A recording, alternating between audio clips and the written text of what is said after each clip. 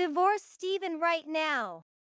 In a bustling business district, where businessmen in suits walked past, there was a woman shouting in an old shirt and unkempt hair.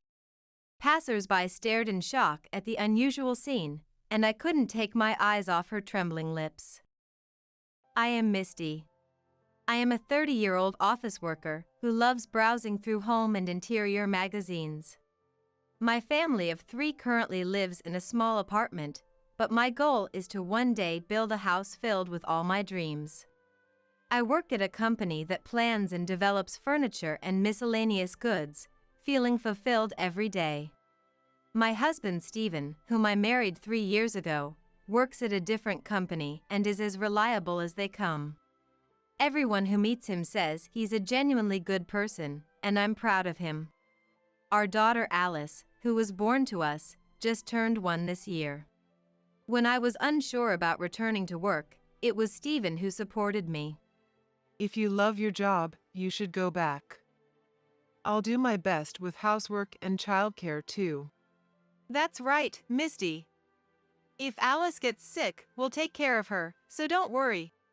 Catherine, my mother-in-law, said with a reassuring smile, standing next to Stephen with pride.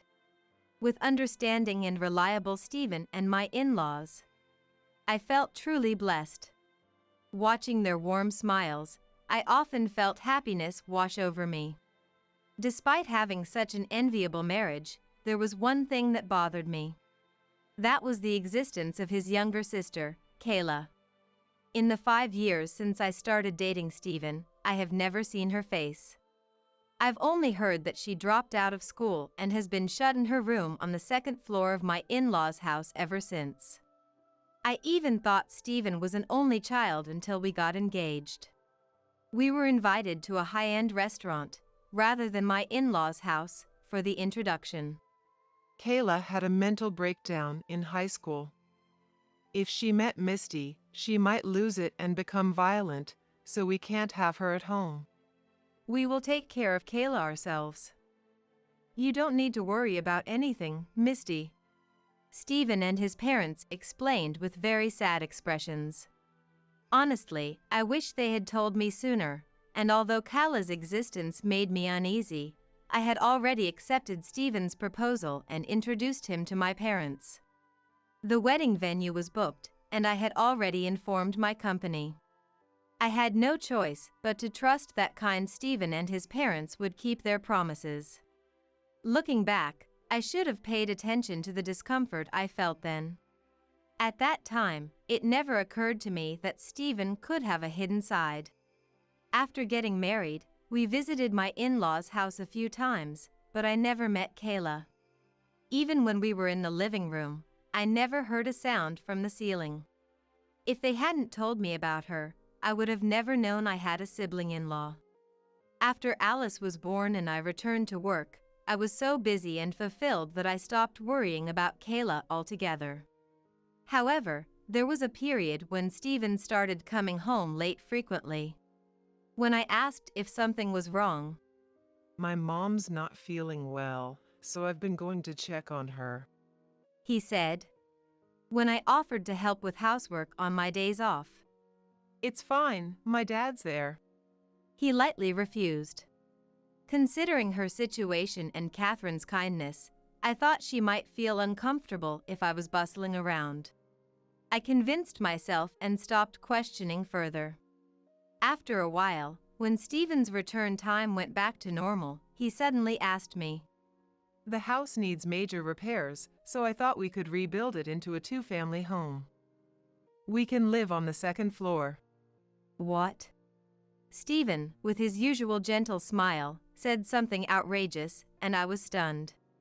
In all the time we'd been dating and married, I'd never heard a word about living with his parents. "You mean, we'll be living with Catherine and Jason?" Yeah, you said you wanted to have a house, right? So why not take the chance to build our own space while renovating the house? "What?" Stephen's calm response to my hesitant question only confused me more.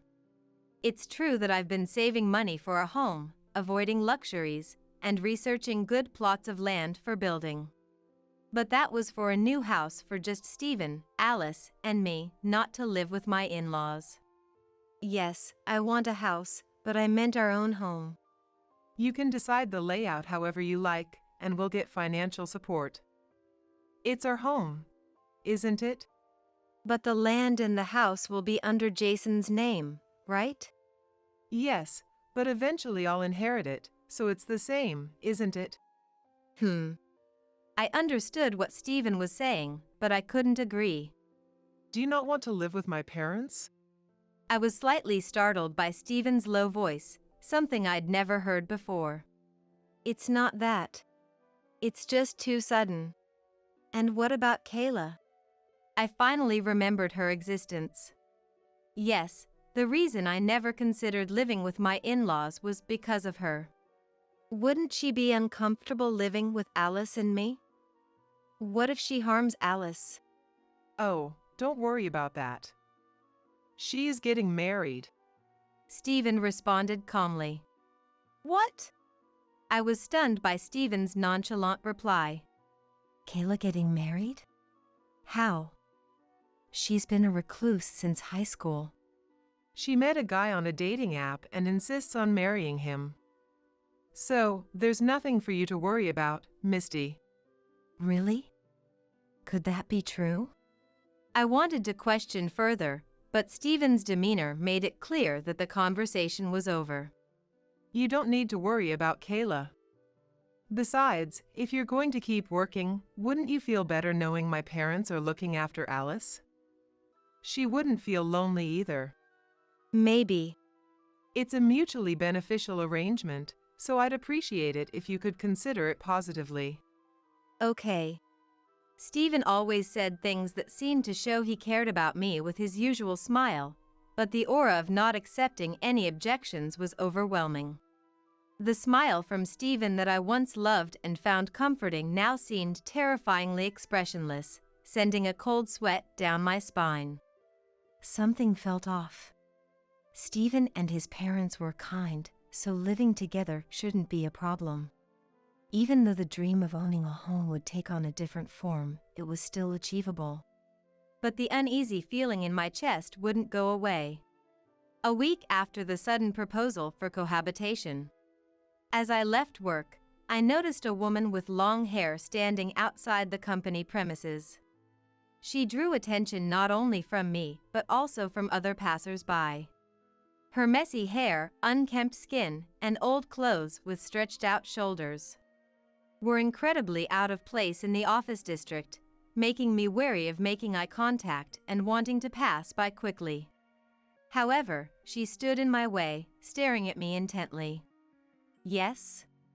Misty? What?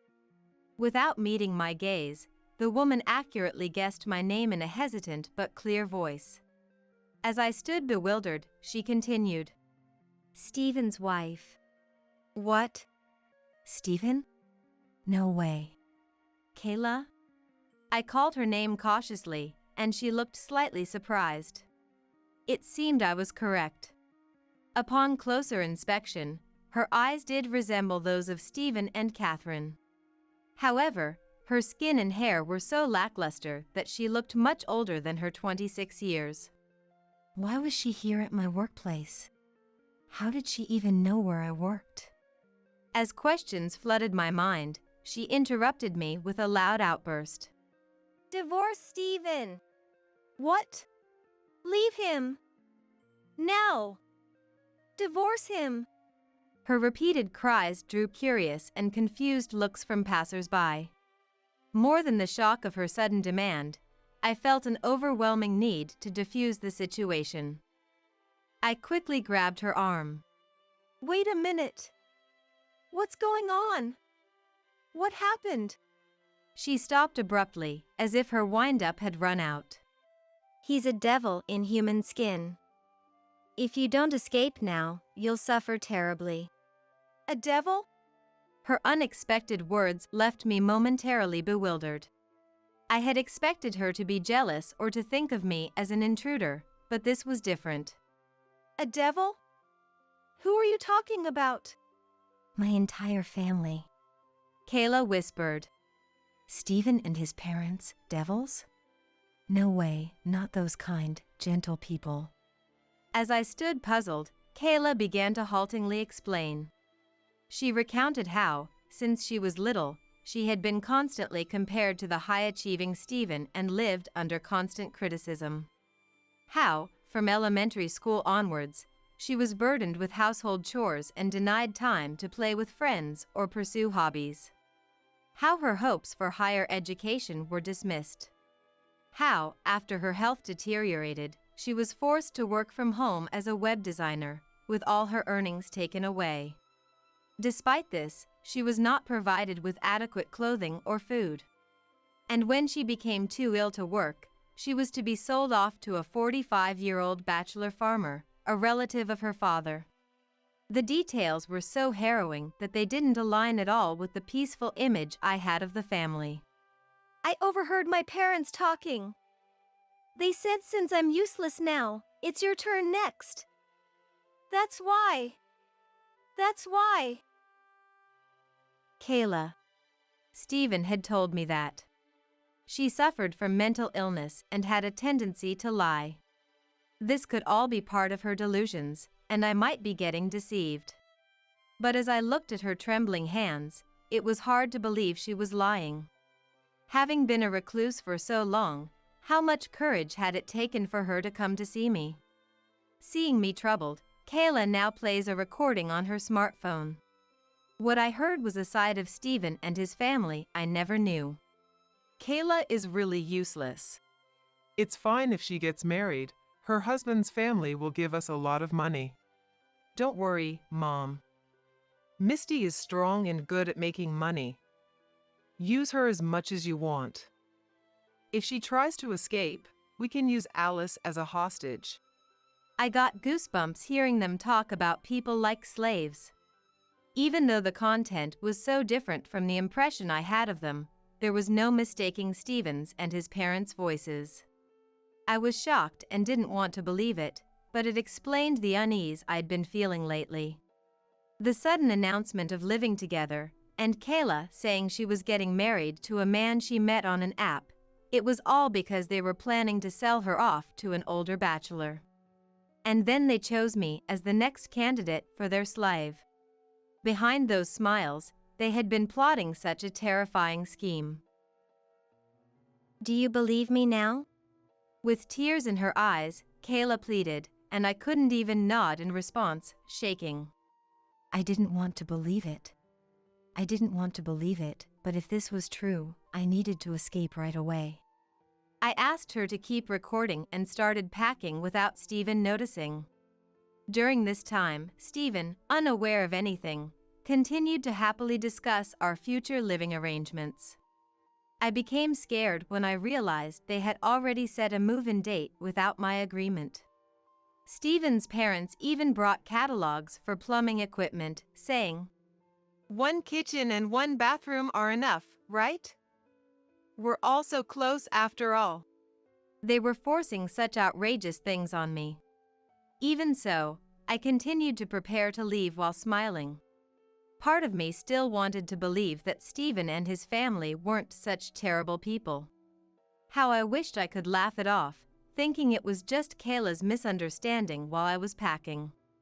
But by the time I left home, I was convinced Kayla's story was true because they kept planning everything without me. 1 week after meeting Kayla, on Friday, I took a day off work and left an unsigned divorce petition and a lawyer's business card on my desk before returning to my parents' house. Naturally, that night, Stephen called me multiple times.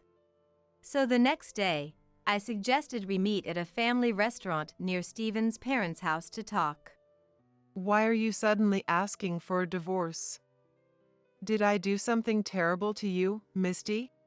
Stephen, who was already seated at the table, said this with a sad smile as if they were the victims. Misty, what's wrong? Is it my fault?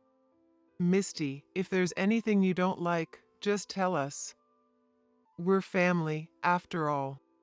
Stephen's parents, who were sitting there as if it was the most natural thing, also spoke to me, trying to soothe my mood. From an outsider's perspective, I looked like the bad person. I worked diligently, helped with housework and childcare. I can swear I didn't cheat or gamble.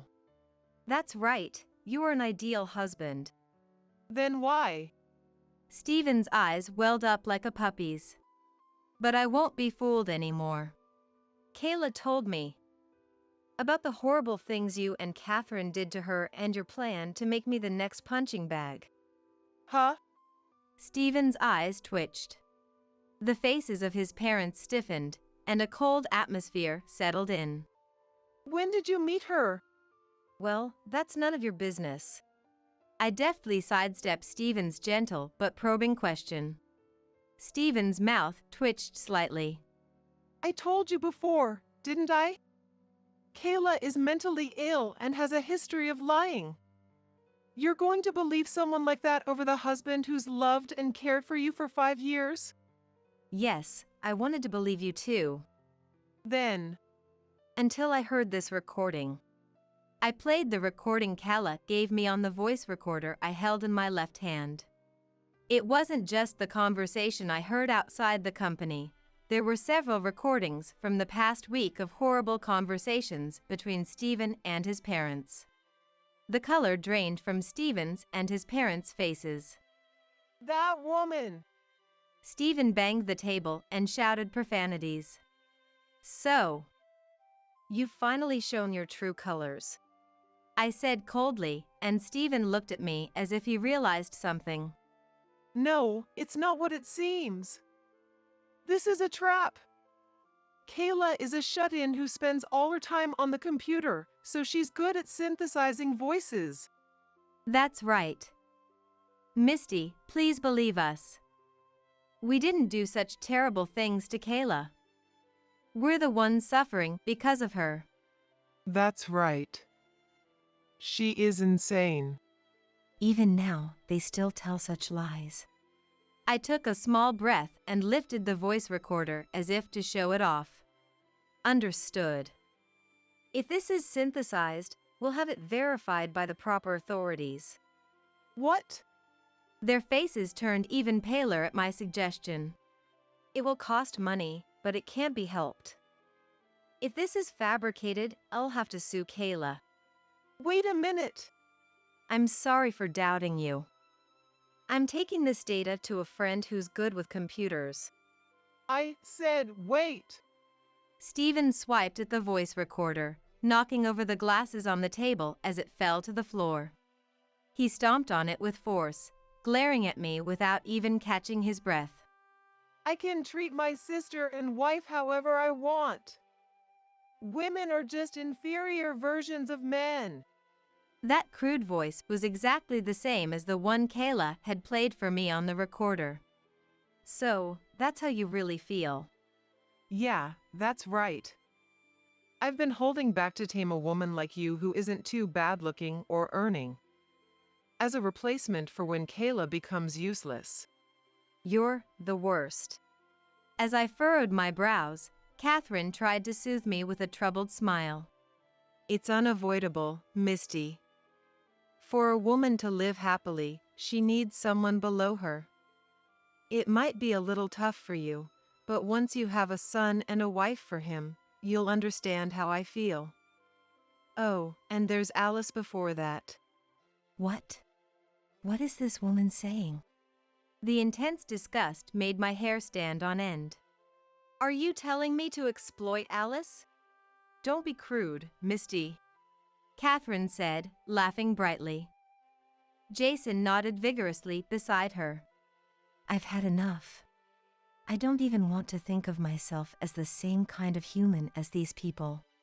I don't consider myself beneath Stephen, nor do I understand the desire to turn daughters and wives into slaves. I have no intention of becoming your plaything. Suppressing my urge to hurl insults, I calmly rejected them. When I stood up, indicating I had no intention of further discussion, Stephen grabbed my bag. Wait. You're clearly not thinking straight, all worked up like this. Listen, I've been a good husband and a good father. Your parents and friends believe that, didn't they? Who will support your decision to divorce such a wonderful man? They'll all look at you coldly, wondering why you'd leave someone so great. And if I cry and say Misty was unfaithful, who do you think they'll believe? This despicable man.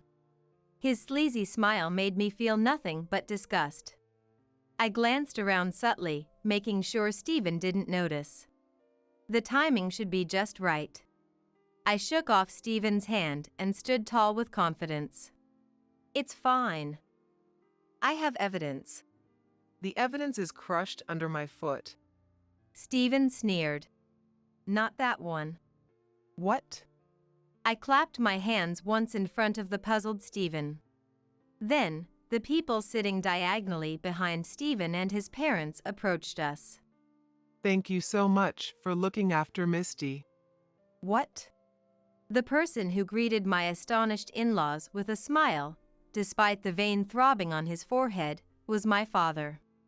Stephen, I understand your values now. Kevin! Stephen. Stephen's manager and colleagues, who had attended our wedding, looked down at him with contempt. Indeed, as Stephen had boasted, no one believed in his cruel hidden side. So, I had pleaded with them to wait secretly. Especially the manager and colleagues, who had been there to prove his innocence. Their disillusionment with Stephen was bound to be profound. Now, the evidence is solid. Stephen's face turned bright red, and he choked on his words. He had no room left to cover up.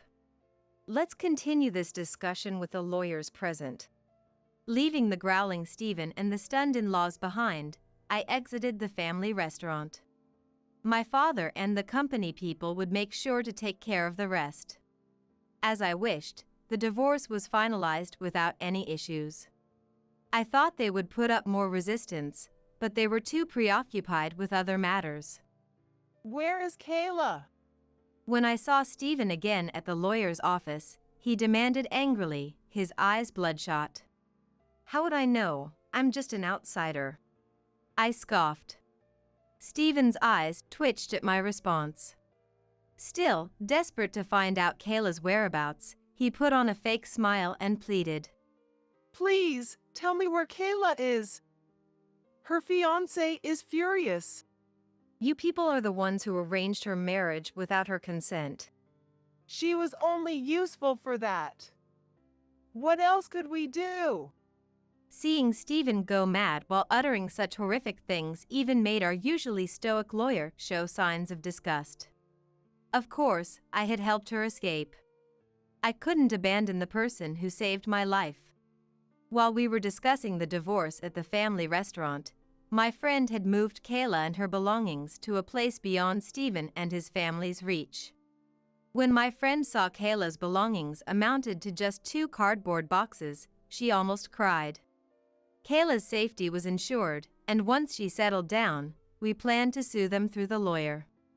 Not that I would ever tell Stephen. We treated her so well. Why are you destroying our family? Your family was awful from the start. Stephen banged the table in rage. I was truly relieved to have separated before this fist could be directed at me or my daughter. Stephen and his family's downfall afterward was spectacular.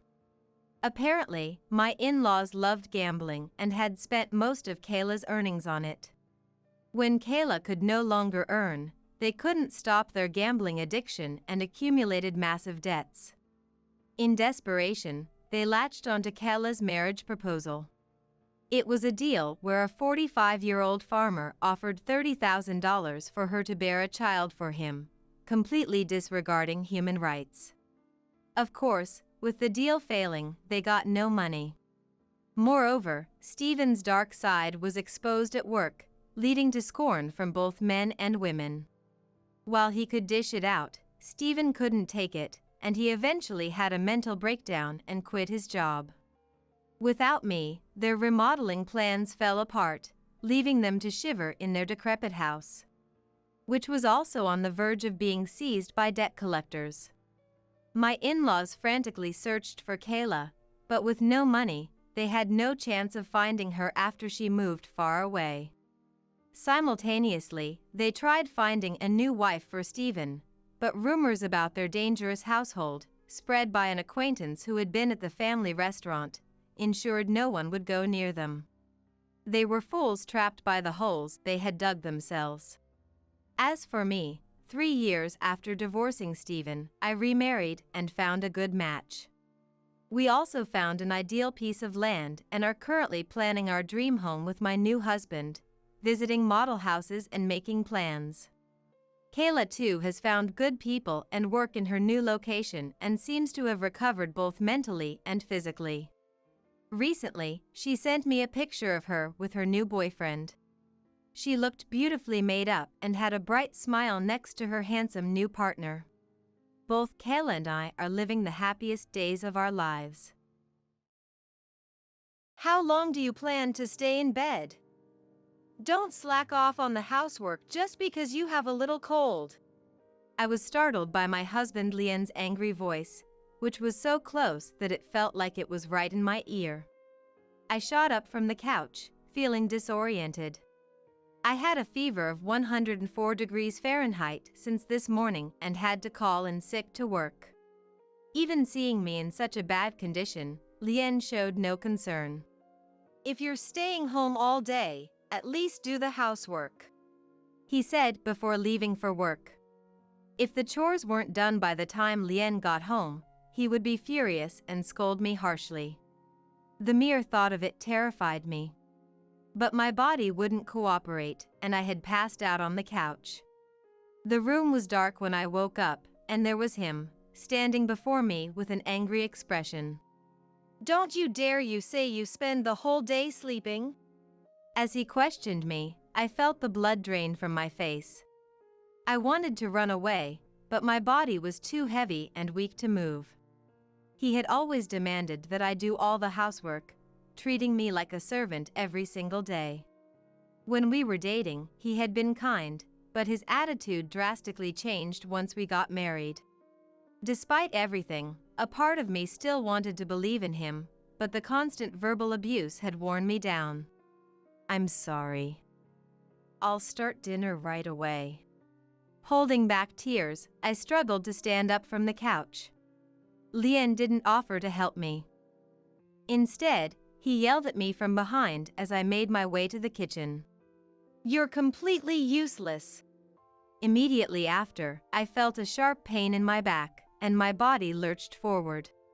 Lian had kicked me from behind. Hurry up and make dinner. And get the shower ready. Oh, and the fridge is out of beer. Go buy some now. Looking down at me with a cold voice, he ordered me around. I couldn't take it anymore. It felt as if he was telling me I was worth no more than a slave, and despair washed over me. I didn't understand why I had to endure such treatment, and tears streamed down my face. Please, stop it already. I pleaded, but he only laughed mockingly. As he lifted his foot to kick me again, I heard a familiar voice from the living room entrance. Is there anything else you want to say? My name is Mary. I currently live alone, away from my family, working as a sales clerk at a certain company. I lost my mother early on and lived with my father until I got a job. My father, who is gentle and serious, poured all his love into his only daughter to make up for my mother's absence. He went through a lot for my sake, and I am truly grateful to him for raising me and sending me to college. When I got a job and moved out, parting from my father was unbearably sad. Mary, I'll always be on your side. If you ever need help, you can always count on me. With a gentle smile, my father saw me off.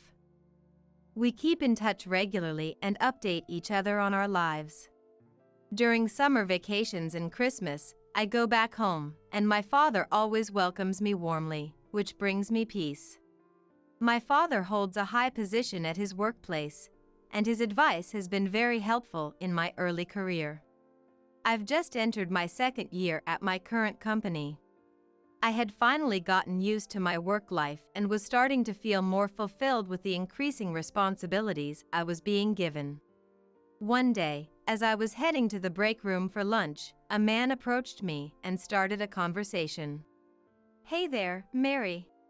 The man who greeted me with a bright smile was none other than Lien, the man who would later become my husband. Lien was 3 years older than me and worked in sales. He was also the son of the company's president, though he never flaunted this fact. Whenever we met in the break room, he was always the first to say hello. Because we weren't that far apart in age, I found him easy to talk to and had always had a positive impression of him. "Looks like you've been working hard lately. Our success is thanks to the support from you and the other office staff. We really appreciate it." Hearing this made me smile naturally. Thank you very much. When I responded, "I've been wanting to talk to you about things other than work. How about we go out for a meal sometime?" He continued. Lien was apparently drawn to my diligent work ethic and wanted to get to know me better. I was taken aback by his proposal since I had never been approached so directly by a man before. Are you sure about me? Of course. How about we exchange numbers? I'll text you tonight. As I hesitated, Lien took out his smartphone and continued the conversation with a smile. At times like this, his slightly pushy nature would come through. Lien had a confident and decisive personality, never hesitating to make decisions. In contrast, I had always been timid and often found myself unable to express my opinions, constantly worrying about others' reactions. That's why I found his assertiveness and decisiveness so attractive. After exchanging contact information, we started communicating privately and went out for meals together several times. As we spent more time together, he eventually confessed his feelings to me. "I really like you, Mary. Will you go out with me?" Hearing this made me incredibly happy. By then, I had also developed feelings for Lien, so there was no reason for me to refuse. Thus, we started dating and our relationship seemed to be going smoothly. However, as our relationship became known within the company, I began to receive warnings from my colleagues. You might not know this because you haven't been here long, but Lien has some personality issues. There are even people who left the company because of him. A senior colleague who had been kind to me since I joined the company gave me this warning. Another close colleague, "I saw him yelling at someone who seemed timid in the break room the other day. He did it in front of everyone. I think it's best if you stop dating him," said. But when I thought back to his behavior, I couldn't imagine him doing something like that. He could be pushy, but I couldn't see him cornering someone or shouting at them. I understood that my colleagues were concerned for my well-being, but it hurt to hear Lien being painted as the bad guy. He had always been sincere with me, leading me with confidence when I struggled with indecision. I loved that about him, so I decided to take the rumors with a grain of salt and not let them affect my feelings. Even after hearing those stories, I continued my relationship with him, and a year into our dating. "Mary, don't you think it's time we got married?" Lien asked me one day while we were spending a day off together at his place. I was 25 at the time, and Lien was 28. I honestly felt it was still too early for us to get married. However, he had a strong desire to get married and was the type to act immediately once he made up his mind. I really love Mary. That's why I want to get married as soon as possible. Mary, you want to marry me someday too, right? Yes, of course. Then there's no need to wait. We both have good incomes, so our married life should be stable. And if you want to continue working after we get married, I won't oppose it. His serious expression left me at a loss for words. Lien was unlikely to change his mind, and in the end, I nodded, overwhelmed by his determination. Great! Thank you, Mary. I'll cherish you forever. Seeing Lien so happy, I couldn't voice my fears about marriage. But I also wanted to marry Lien eventually and walk through life together, so I decided to think positively about it. The past year of dating Lien had been so much fun, I believed our married life would be just as enjoyable.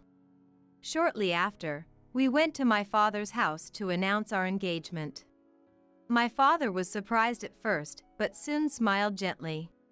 Mary is no longer a child. I won't oppose what she has decided, he said. Then he looked Lien straight in the eye and said, Please take care of Mary. She lost her mother early and didn't have siblings, so she's been lonely. Please be there for her in my place. My father had always put me first. His words were filled with love for me, and I found myself tearing up, even though we weren't married yet. Lien responded, Yes, I will. With a proud look. Mary, I'll always be watching over you from this house. If things get tough, you can always come back. As we were about to leave, my father called out and said these warm words. His kind words brought tears to my eyes again. I was so happy that my beloved father blessed our marriage. A few days later, we went to Lien's family's home for a family meeting. Lien's father, Jim, who was also our company's president, was strict at work but easygoing in private. Lien's mother, Susan, welcomed me warmly and was delighted about our marriage. Please take care of Lien. If he ever causes you trouble, feel free to rely on us, Jim said politely to me. I was taken aback since I had only seen him in his professional capacity. You're exaggerating, Dad. Mary is surprised, Lien said, exasperated, but Jim, who was serious about everything, treated me with respect and courtesy. Although Lien had told me his father was strict and intimidating, I found Jim to be very thoughtful and kind. I felt reassured that I could build a good relationship with my in-laws, and soon, Lien and I got married. We moved into a spacious apartment and started our life together. I decided to continue working and try my best to balance my job and household chores. However, looking back, I realized I had underestimated marriage. Until then, we had hardly ever fought, and I believed we would continue to get along well after becoming a married couple. It only took about a week after our wedding for me to realize how wrong I was. As we started getting used to living together, I began to notice Lien's flaws that hadn't bothered me while we were dating. First of all, he doesn't help with any of the housework. I also work full-time, so I suggested we split the chores, but he wouldn't listen. He lived alone before we got married, so he should be able to do all the housework, but as soon as we got married, he stopped doing anything around the house. Housework is a wife's job, isn't it? Unlike you, Mary, I have to go out for work, not just sit in an office all day. I come home exhausted every day, so there's no way I can help with the chores. He uses this excuse to leave everything to me. Sure, Lien is busy visiting clients and negotiating with customers every day. He often has overtime, so I do feel bad asking him to help with the housework. But that's not the only problem. What about dinner? And you haven't even prepared my shower yet. I'm tired, so hurry up. And there was no beer. Go buy some later. When Lien comes home from work, he lounges on the sofa and orders me around like this. The constant demands are making my head spin. Wait a minute. I just got home myself. I'll make dinner right away, but can you get the beer yourself? What? Why should I go out again? Stop complaining and just go get it. When I argue back, he gets angry and yells at me, and I always end up losing the argument to him. Since we got married, Lien's attitude towards me has changed, and he has become more arrogant. And his attitude wasn't just limited to our home. It happened one day at his office during lunch break. How many times do I have to tell you? Why can't you get it right? I heard his irritated voice and looked over to see Lien reprimanding an employee. A colleague sitting with me sighed. He is at it again. In a weary tone. She was the one who had told me before about Lien yelling at coworkers in the break room. I whispered. Has he always been like this? Asked. She nodded. Yeah. You may not have seen it before, Mary, but he does this all the time. And said. I couldn't believe it and looked back at him. He was still yelling angrily, using even harsher words. This company will be mine in the future. When I'm the boss, I'll fire useless people like you right away. The words were unbearable to hear, so I stood up and went over to Lien. As his wife, I couldn't just watch the situation from afar. What are you doing? Stop it already. When I spoke up, he glared at me irritably. It seemed he finally realized that everyone in the break room was watching him. He clicked his tongue in annoyance and walked away without saying anything. The next night, when Lien came home, he shouted at me. Mary, what was that about at lunch? An incompetent employee talking back to the future president. His words were so harsh that I was stunned into silence. But, Lien, your behavior was too much. I mustered the courage to point out his attitude, but it only seemed to provoke him more. I was stunned. Shut up. Don't you dare tell me what to do, Mary, when you're useless both at work and at home. When he threw his bag onto the floor and shouted. Being naturally timid, I couldn't muster the courage to argue back, so I just looked down. It was incredibly shocking to be called incompetent both at work and at home. He had once admired my dedication to my job, saying that was what drew him to me. And I genuinely believed I was doing my best at both work and household chores. No matter how tired I was after returning home from work, I made sure to complete all the housework that same day. Yet, Lien seemed completely oblivious to my efforts, which made me incredibly sad. I started noticing Lien's frequent verbal abuse towards colleagues at work. However, he skillfully hid his true nature in front of Jim and our bosses, targeting only those who were timid or held lower positions than him. He arrogantly boasted about taking over the company one day, all the while hurling baseless insults. The bad rumors I had heard about Lien from coworkers turned out to be true. His domineering behavior extended beyond the office and became worse towards me. Dinner's not ready yet? And the shower isn't prepared either? You know when I get home, right? Normally, a wife would have everything perfectly ready by the time her husband returns. He would coldly criticize me, saying, even though we both finished work at the same time unless Lien worked late. It was impossible for me to have dinner and the shower ready at exactly the right time. Yet, he would sigh deeply in frustration and say, what's the point of being married if my wife is this useless? You're worthless at work too. I would weakly respond, I'm sorry. I'll get it ready right away. His cold stare would pierce through me. The daily grind of being treated like a slave both at home and work was wearing me down. There were moments I thought about reaching out to my father or Jim because living under the same roof as Lien was unbearable. But both of them had been so happy for our marriage, and I didn't want to burden them. Most importantly, I was terrified of what he would do if he found out I confided in them.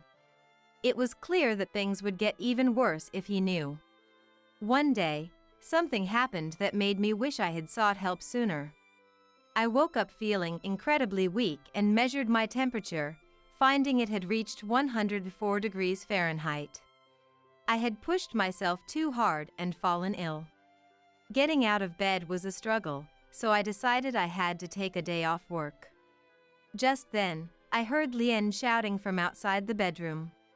I dragged my aching body to the living room to prepare his breakfast. Lien was waiting, visibly irritated, and I explained my condition. My temperature is 104 degrees Fahrenheit, so I've decided to stay home from work today. I'm sorry, but I could only prepare a simple breakfast. Lien glared at me with annoyance. It's just a cold. Don't complain. You must handle yourself better. There was no sign of concern from him. After eating the breakfast I had managed to prepare while feeling faint, Lien coldly said, "Just because you're staying home from work doesn't mean you get to sleep all day. If you slack off on the housework, you'll regret it." He then left for work.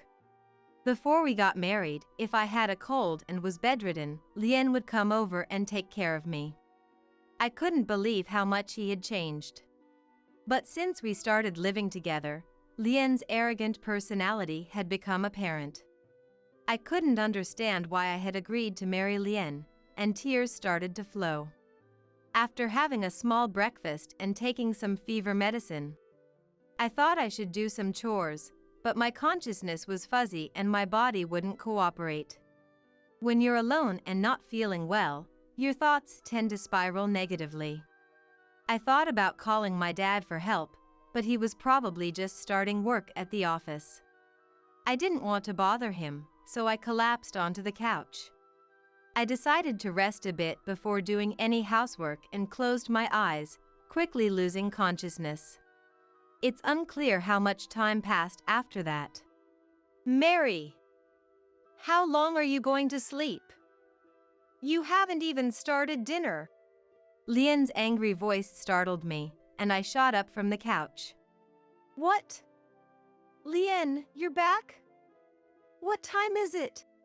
The lights were on in the room, and when I glanced at the window, it was already dark outside.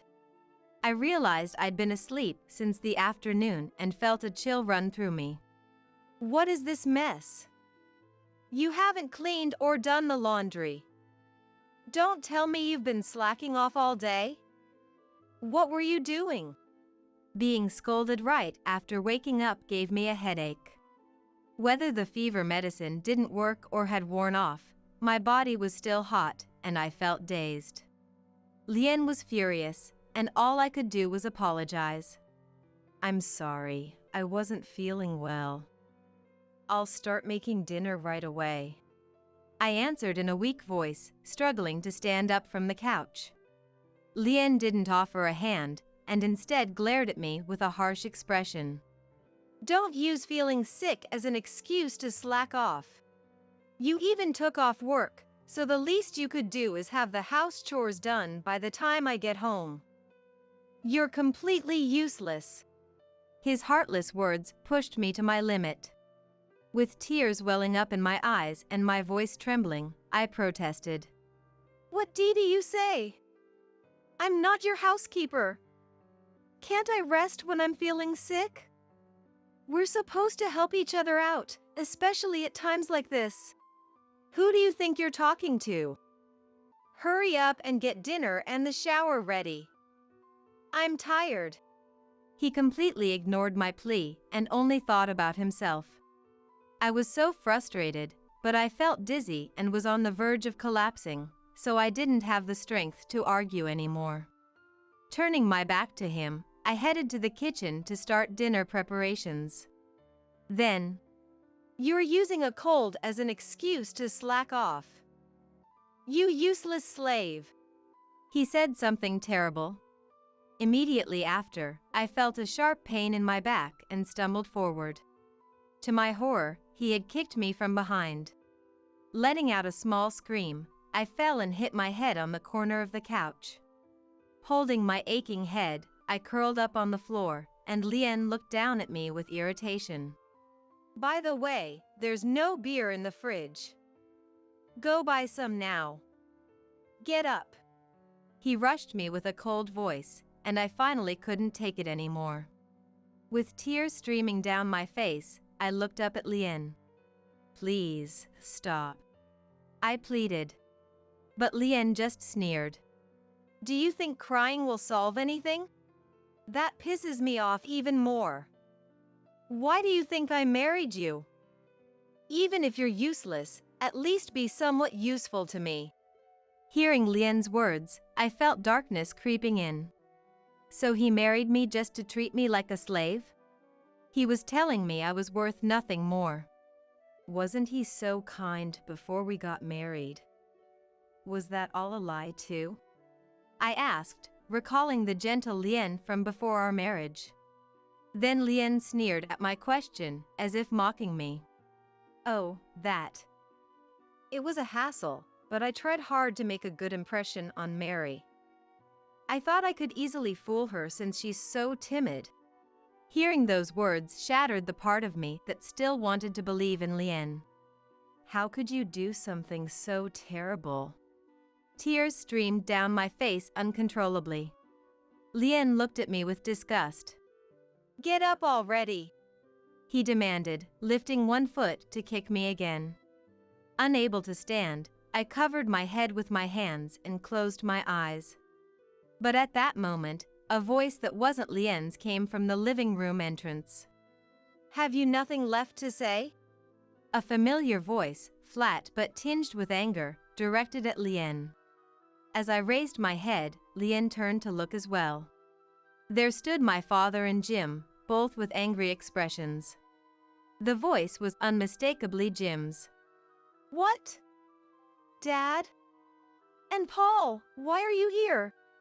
Ignoring the panicked Lien, my father rushed to me and helped me up. Mary, are you okay?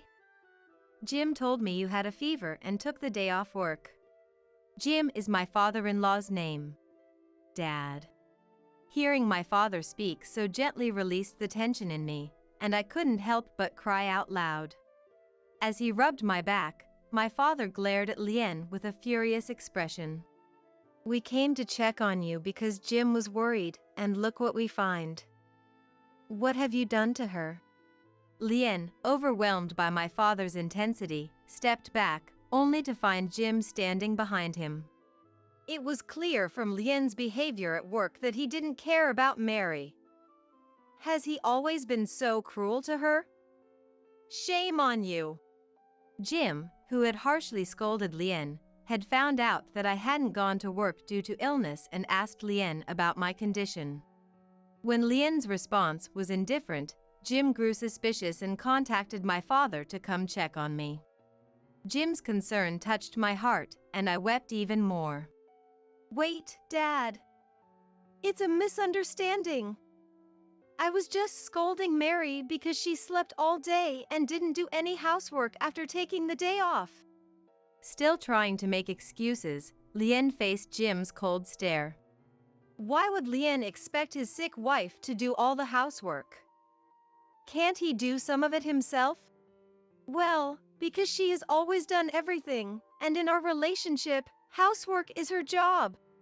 Hearing Lien's selfish words, my father spoke up next. Don't be ridiculous. I saw you yelling at Mary and kicking her over.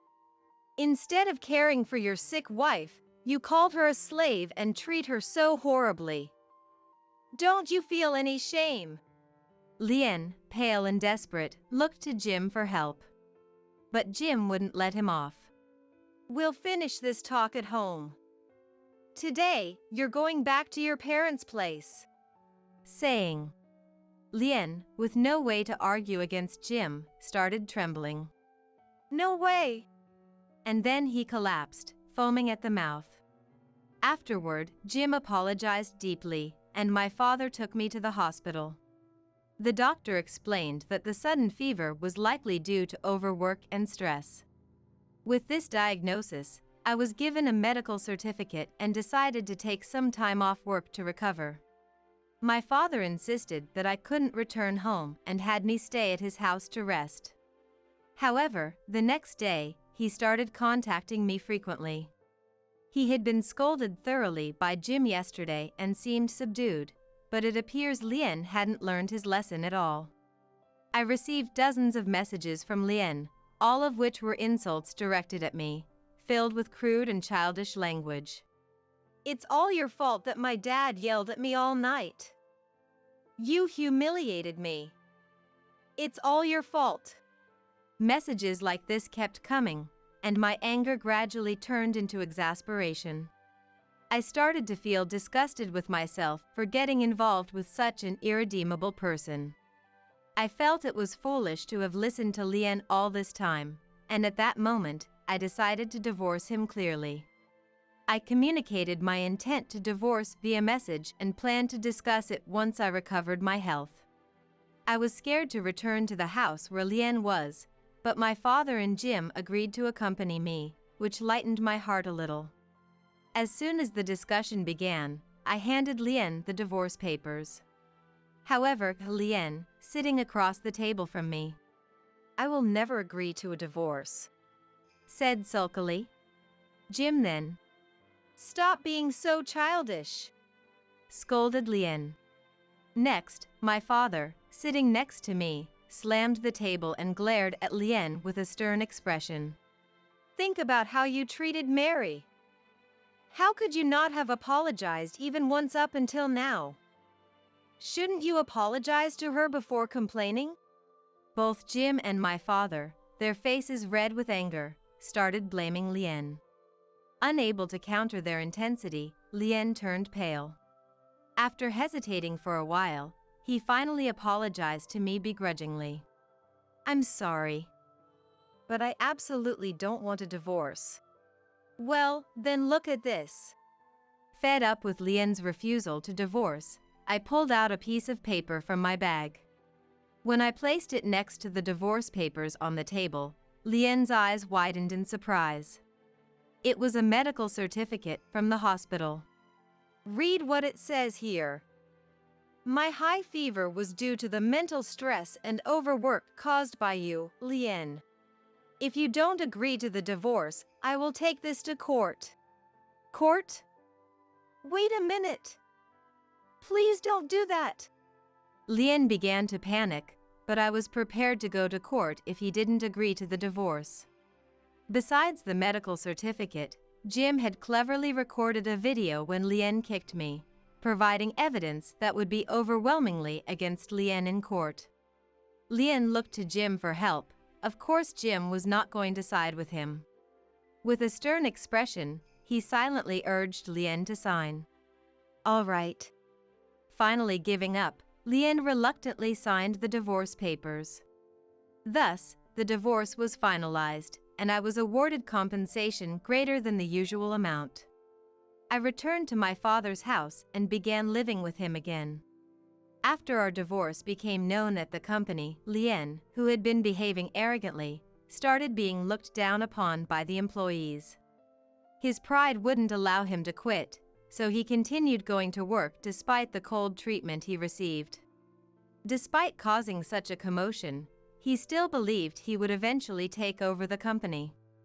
However, Jim, furious over the incident, decided to appoint a competent employee within the company as his successor instead of a family member. When he announced this, the employee's attitudes toward Lien changed drastically. Finding himself completely ostracized, Lien could no longer bear the situation and unbelievably came to my father's house. It was an event that happened just when my symptoms had finally subsided and I had regained a peaceful life. It's all your fault. My parents have abandoned me too. What are you going to do about it? You've ruined my life. He shouted at the entrance, glaring at me with resentful eyes. I realized he had no remorse for his past actions, and I was really angry. Don't be ridiculous. I'm the one whose life has been ruined. If you keep causing trouble, I'll call the police. What? Lien seemed taken aback that I would talk back, but quickly turned red and started yelling again. Don't mess with me. Don't you dare treat me like a fool. Then he grabbed me and yanked my hair violently. The memory of being kicked before flashed back, and I let out a small scream, unable to move. Stop it! Let go of Mary! My father immediately stepped in and pulled Lien away from me. You haven't learned anything. From now on, stay away from her. While my father was scolding Lien, I managed to call the police, my hands trembling. The police arrived quickly and restrained him. Damn it! He shouted, glaring at my father and me angrily until the very end. That was the last time I saw Lien. After that, Lien was fired from his company. When Jim found out that Lien had come to my house, he came to apologize in person. I'm really sorry. Jim apologized deeply, and my father and I tried to soothe him. It's not your fault.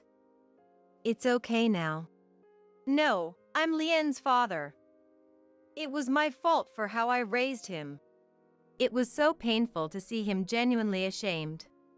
I would never forgive Lien for causing so much trouble for his parents. Lien was issued a restraining order to stay away from me. After my leave of absence, I decided to resign from my company for good. Mary, it's not your fault.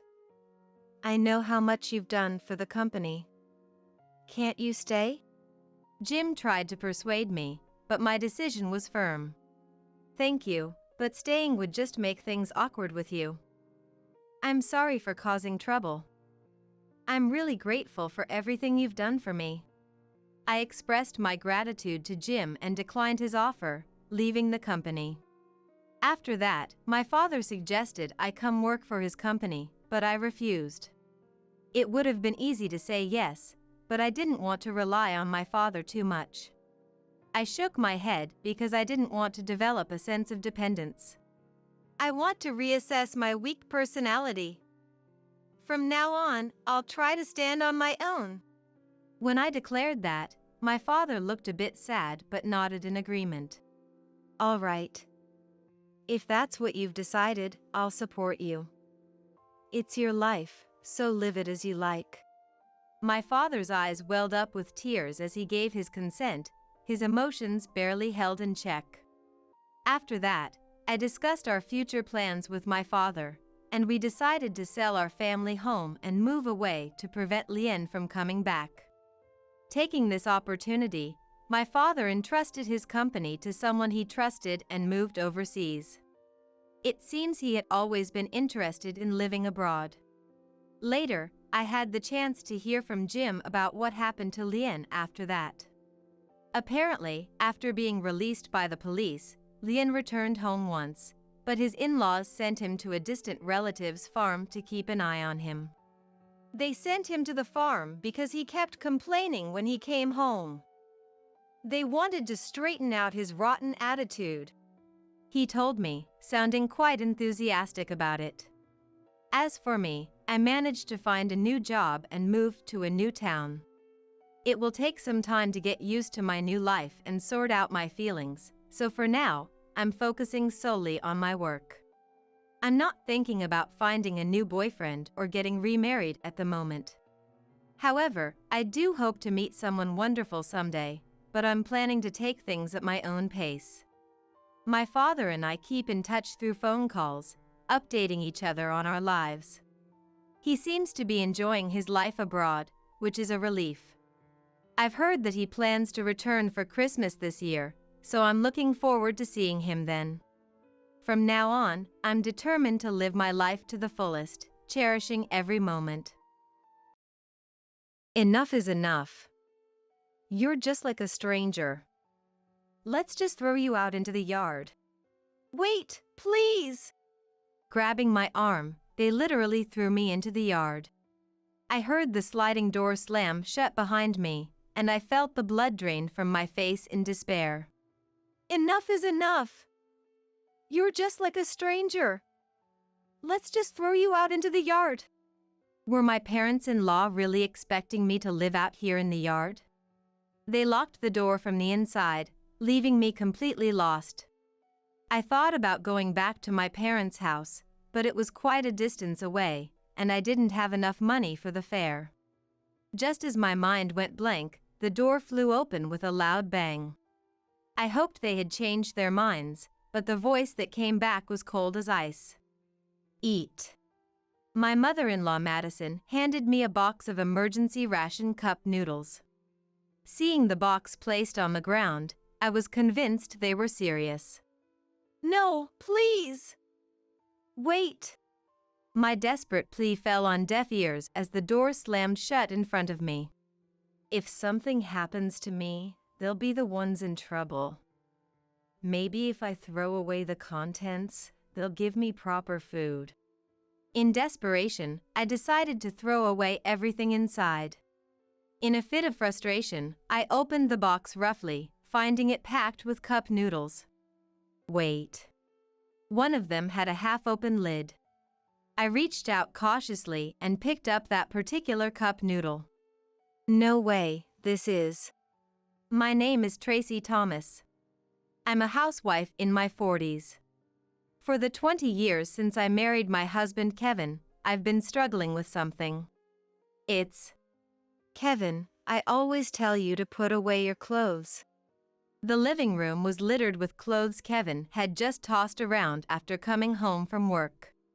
Kevin had this habit of changing out of his work clothes and just dropping them on the floor. Even now, despite my request, he lay on the sofa, scrolling through his phone. Not only that, he was playing videos at full volume and laughing loudly. Maybe because I interrupted his relaxation time, he spoke in a tone that made it clear he found it all very annoying. It's not a big deal.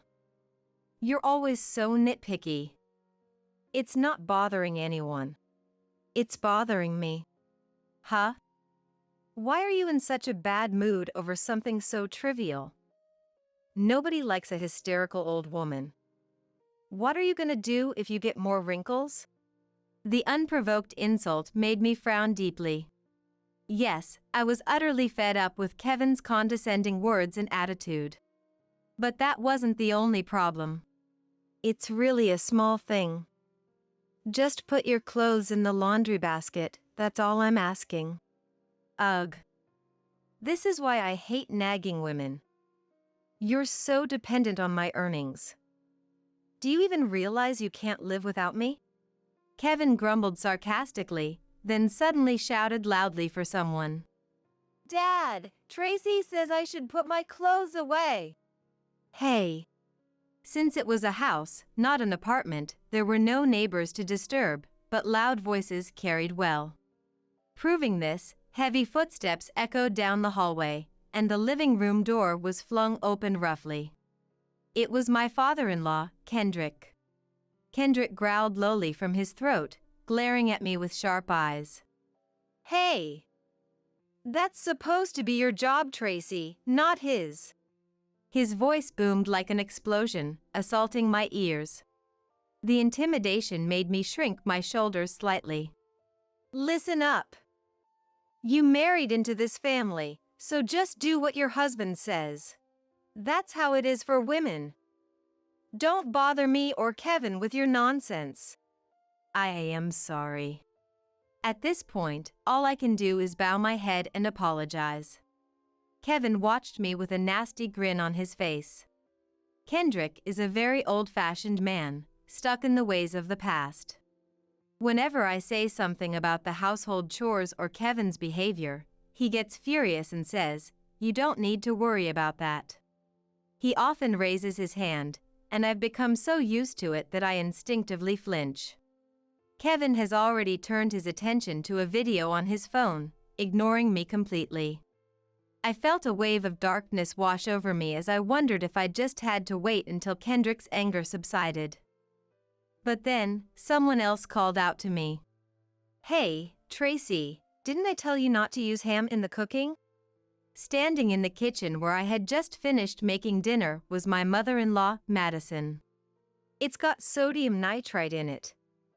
It's bad for your health. Also, get rid of that weird gadget Kevin brought home. A famous author said electromagnetic waves shrink your brain."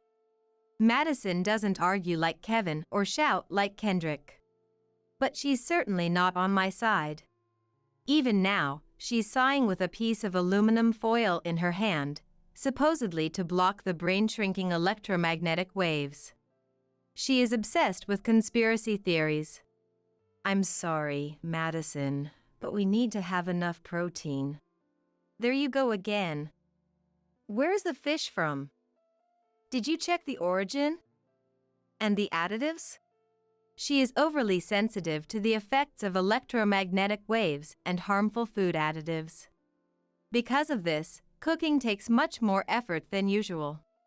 She checks the ingredient list of every grocery item and restricts what I can use in the cooking. As a result, the meals at the Thomas household are far from healthy. I feel a pang of frustration as I think about the wasted ingredients when she suddenly says, "By the way, Tracy, you mentioned that Kevin eats out a lot. Were you actually jealous of him?" Apparently, Kevin heard her comment. What? Jealous? Kevin, who had been engrossed in his video, turned to us with annoyance. I go out for work. Unlike you, who just does housework. That's not what I meant. You live off my earnings, and you have the nerve to have an attitude? Kevin glances at Kendrick, who looks displeased. Understanding what's about to happen, I can only desperately apologize. I am sorry. It's true that as a housewife, I rely entirely on Kevin for our daily living expenses. The money I have is the allowance Kevin gives me, and if he's unhappy, he quickly reduces the amount. Seeing me bowing and trembling, Kevin seemed satisfied and said, "You can't do anything without me, can you?" He tossed something at me. As punishment, you're having this for dinner. A cup noodle rolled to my feet with a light thud. No way. Even though I cook for the Thomas family every day. And household chores are far from easy. But I couldn't say anything back, and I could only remain silent. In this house, I have no freedom at all. Why am I going through this? Unable to bear staying in the living room any longer, I took my cup noodles and went back to my room. From the living room, the loud TV and Kevin's voice complaining about work could be heard. I boiled water in the kettle, but I had no appetite and I let out a heavy sigh. How can they say such hurtful things? Remembering their unreasonable words depressed me. I just asked them to correct a habit. It wasn't an unreasonable request. The more I thought about it, the darker my feelings became, wondering where I had made the wrong choice. I couldn't move for a while, weighed down by my heavy heart. As bedtime approached, and hunger became unbearable, I reluctantly ate the cup noodles and took a bath in the cold tub. If I caught a cold, I'd have to ask Kevin for money and permission to go to the doctor, so I got out quickly before my body cooled down. I tiptoed down the quiet hallway back to my room, careful not to make any noise, and secretly took out my diary from the drawer. This diary was my record of daily events to someday reveal how I was treated. When I started dating Kevin, he wasn't like this. He cherished our anniversary and birthdays, and I had never seen him speak harshly. I believed he was kind and married him, but the reality was completely different. I feel like I'm treated as something unclean in this house. This is largely influenced by Madison, who is obsessed with conspiracy theories. Unfamiliar with these theories, I was avoided because my past eating habits, which Madison disapproved of, might negatively affect her son. I had to prepare separate meals and never once joined their circle. Yet, I could secretly eat what I liked and write in my diary, which was a relief. I hope I can report this properly someday. I have wanted to seek help many times. But the thought of my parents being harmed prevents me from taking action. I have no money to escape, and even if I tried to get a job, who would hire a woman in her 40s who has been a housewife all her life? At such times, Kevin's words, "You can't live without me," hit home, and I feel tears of helplessness. In the end, unable to find a solution, I curled up in my bed and slept. The next day, there was an unusual commotion outside my room. Wondering what had happened, Kendrick hurriedly opened my door. Hey, call an ambulance now. Kevin. He found Kevin not breathing in bed after trying to wake him up, as he was unusually late in getting up. I frantically called an ambulance. Even though he had tormented me for years, I couldn't ignore him in a life-threatening situation. Listening to the paramedics on the phone, I desperately tried CPR, but Kevin did not come back. No way, why? He seemed fine just yesterday, so why did his condition suddenly deteriorate? The sudden event left me in shock, unable to even begin preparations for the funeral after returning from the hospital. The Thomas household was filled with an unusually heavy atmosphere. I did notice he seemed unwell lately. Did he? Kendrick murmured. Even he couldn't muster the energy to yell at me now that his son had passed away. I had no idea Kevin had been feeling so poorly. The only time we had as a family was during meals, which we often had in separate rooms, and while I was doing chores during the day, he was out at work, so we rarely saw each other. But I couldn't help but think that if I had noticed something was wrong, things might have been different. No matter how deep the rift between us was, his death was a fact that couldn't be changed. I forgot my usual demeanor and leaned forward without thinking. Then why didn't he go to the hospital? If he was that sick, there must have been signs. I told him not to go. I also told him to avoid over-the-counter medications. You never know what they might contain, Madison said in a haughty tone.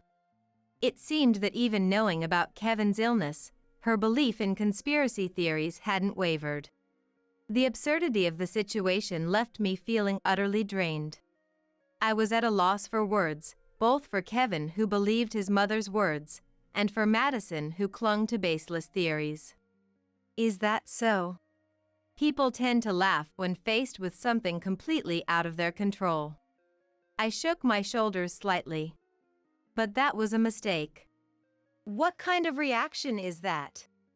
A deep voice, almost as if it came from the ground, echoed in my ears. I looked up in surprise. Oh. No, that's not. What's not? You just laughed.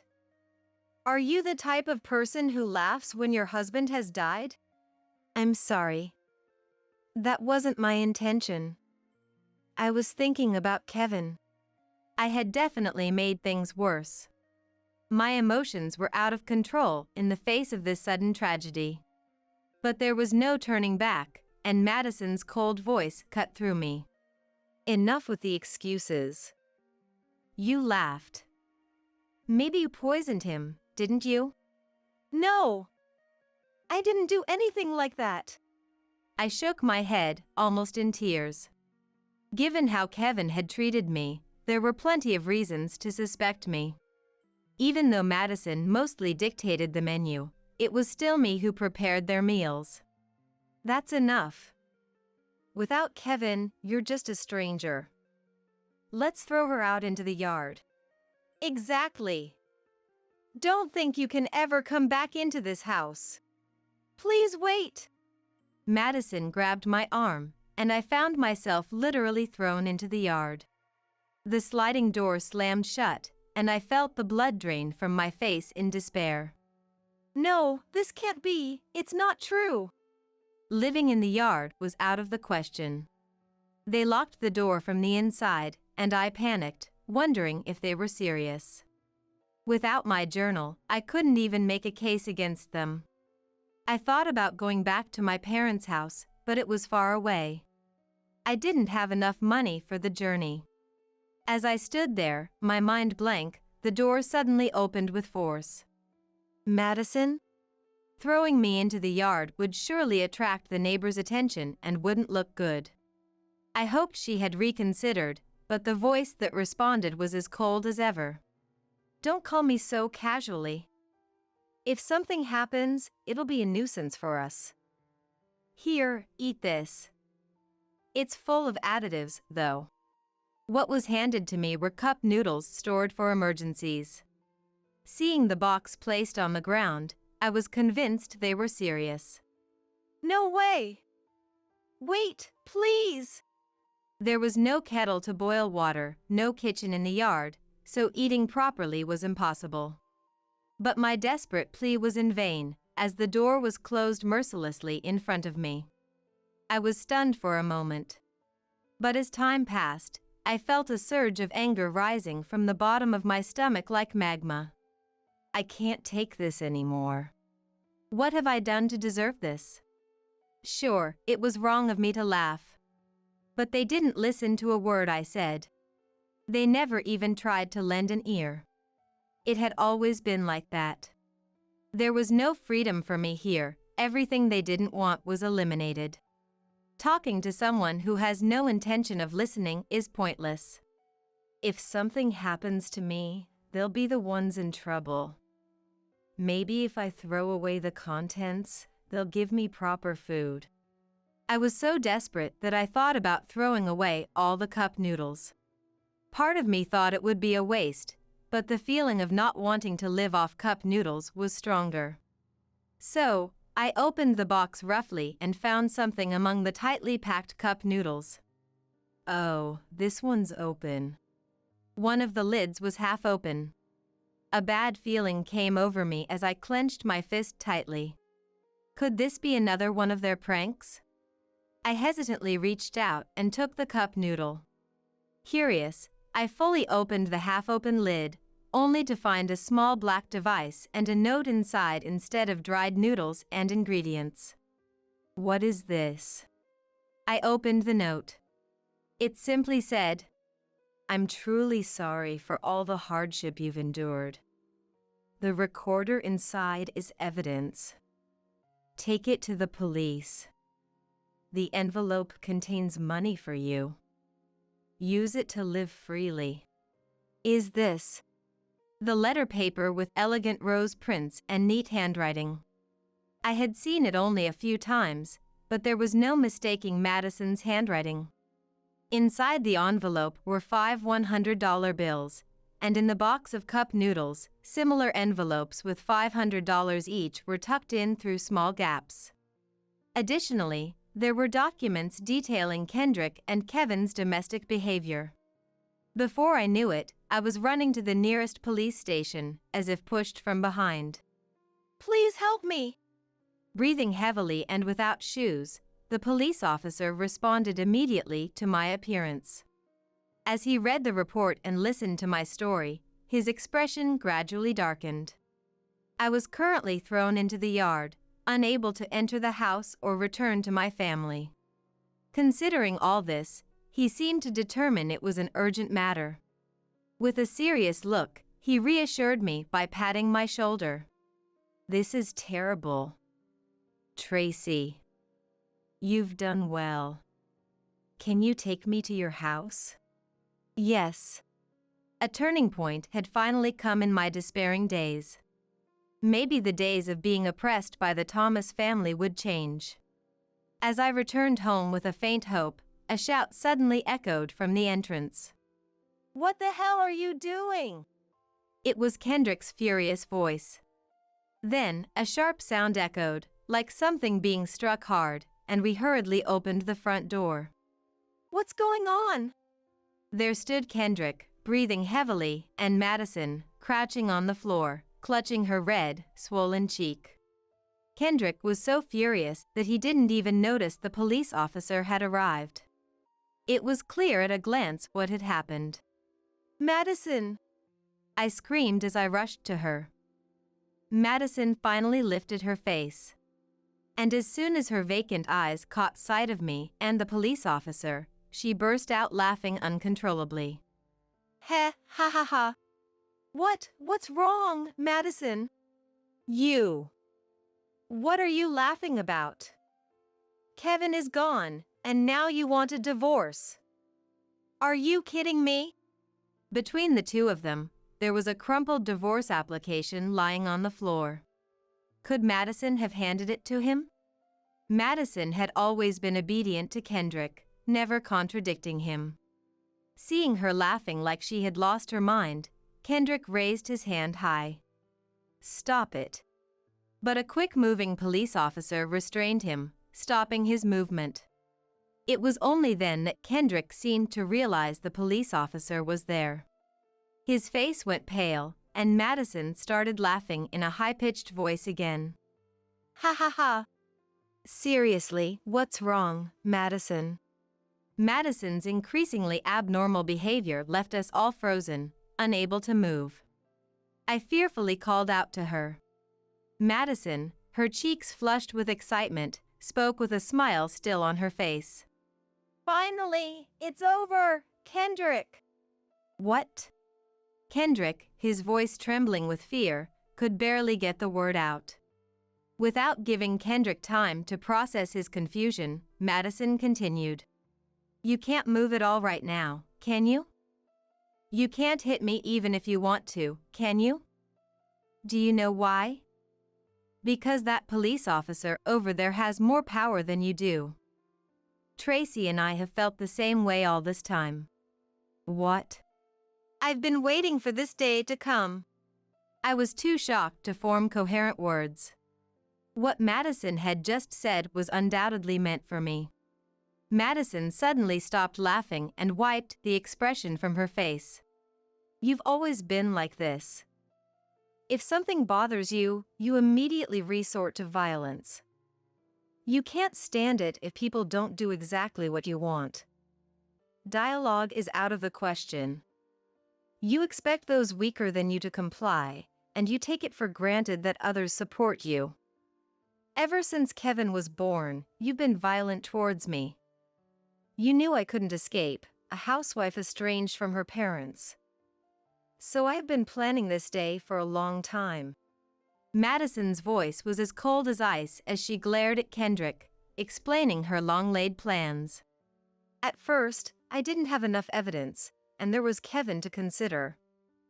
I planned to act when Kevin was independent and we had enough money saved. I never imagined Kevin would get married to Tracy so quickly and start acting just like you. Kevin was more cowardly but cunning, so I pretended to be a crazy conspiracy theorist, feeding you both unhealthy food." Hearing that, I was stunned. Indeed, as a housewife tasked with taking care of my in-laws, I had been preparing meals for the three of us. These meals were always in line with Madison's preferences, avoiding additives and foreign ingredients, which she disliked. They were far from what I would consider healthy meals. Despite this, Madison, who disliked me, always said, "I don't want to eat the same food as you," and had me prepare separate meals for her. So, I cooked and ate what I wanted. If what she said was true, was all of that just an act? If so, had Madison been excluding me from her plans all along? It was a long battle, but in the end, Kevin fell right into my plan. I suppose the daily stress and poor diet finally took their toll on him. Madison's voice softened for a moment as she thought of Kevin. But the next instant, she burst into a maniacal laugh. But now, Kevin's inheritance can go to Tracy. You and I are off to hell together. Ha ha ha. Kendrick was speechless. He just stared at the laughing Madison with wide eyes. You always acted like a king in this house. Do you realize how powerless you truly are? It wasn't just me who suffered. She endured far longer than I did, holding on, waiting for this day to come. She fought through a distorted life, never giving up. Let's go. You both need to come to the station. We'll discuss this further there. The police officer spoke quietly. Kendrick no longer had the strength to shout in anger. It was as if all the energy that had driven him evaporated. As he was led away by the police, he murmured in a barely audible voice, "I'm sorry." But Madison responded with a tearful, bitter laugh. What's the point of apologizing now? And so, we walked silently to the police station. Kendrick admitted to everything recorded on the voice recorder and detailed in the accusation report about the Thomas family's internal affairs. As a result, Kevin's sudden health decline was deemed a planned act, indicating foul play. Naturally, Madison was identified as the perpetrator. After everything was laid out, Madison seemed to shrink, all her malice and triumphant laughter fading away. "Tracy, I'm truly sorry for dragging you into my scheme. Please, don't apologize. You suffered just as much, Madison." No, it doesn't change the fact that I hurt you repeatedly. I remembered the neat handwriting on the note that came with the instant noodles. Now, I could see it as a reflection of her true nature, thoughtful and meticulous. "It must have been so painful to see the food you carefully prepared thrown away for no reason." No. I shook my head. It was true that it hurt back then, and I had many nights of tears, but now it felt like a minor thing. It wasn't about forgiveness anymore. We both deserved to be freed from this burden. It's okay now. It's all over. 10 years have passed since then. Today is Madison's birthday.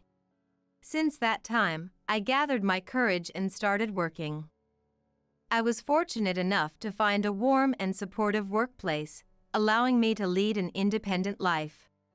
And today, I put into action my secret plan to save up my salary and take Madison on a little trip. "Look, Madison. The roses are beautiful." Madison, who had been tense and focused on executing this plan for a long time, fell ill right after the events at the Thomas household were resolved. Pushing her wheelchair, which had become essential for her mobility, I walked under an arch where the roses bloomed magnificently. Yes, they are very beautiful. She seemed to be enjoying this modest trip. After the incident with the Thomas family, I decided to support her. By now, she is a precious member of my family. We care for each other, share words, and sometimes enjoy moments like this together. "Madison, I've also prepared a special birthday cake. Let's eat it together when we get back to the hotel." Thank you. I'm looking forward to it. We chatted as we leisurely walked under the roses, explored nearby souvenir shops, and browsed stores aimed at tourists. She seemed to be enjoying herself, so I would say this little trip was a big success. We have gained freedom and follow our hearts, doing what we want to do. As I started humming "Happy Birthday to You," I thought about how wonderful it would be if days like this could continue forever. George! What's wrong? The doorbell rang, and I was surprised to see my grandson George standing there. He looked like he had just come back from school, carrying his middle school backpack. George had visited us many times before, ringing the doorbell but always running away without saying anything. But that day, he stood still, not moving at all. I saw in his eyes that he wanted to say something. "Come over here and help me pick some vegetables." When I opened the gate, George quietly nodded and slowly walked in. For a while, as he helped me with the garden, George remained silent, and I waited for him to open up. After about 10 minutes, George's face twisted, and he began to cry big tears. Why are you crying? Are you hurt somewhere? I worried that George might have been injured and checked his arms and legs for any signs of harm. "No, that's not it. I'm sorry. I'm so sorry for not being able to tell the truth until now." I waited for George to calm down, then gently encouraged him. You've wanted to talk about something for a long time, right? Go ahead, tell me. My name is Michelle, and I'm 65 years old. I used to work as a teller at a local bank. My husband, Stephen, is 2 years older than me and worked at the same bank. The bank is all about connections between people. Your smile has a magical power to soothe others, making you perfect for this job. When I first entered the workforce, Stephen guided me with a firm yet kind hand, teaching me the ropes of being a banker and a person. I was drawn to Stephen's genuine kindness and ability to connect with everyone he met.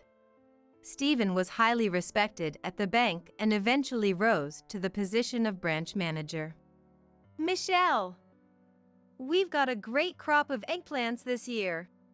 The tomatoes are still small but looking glossy and cute.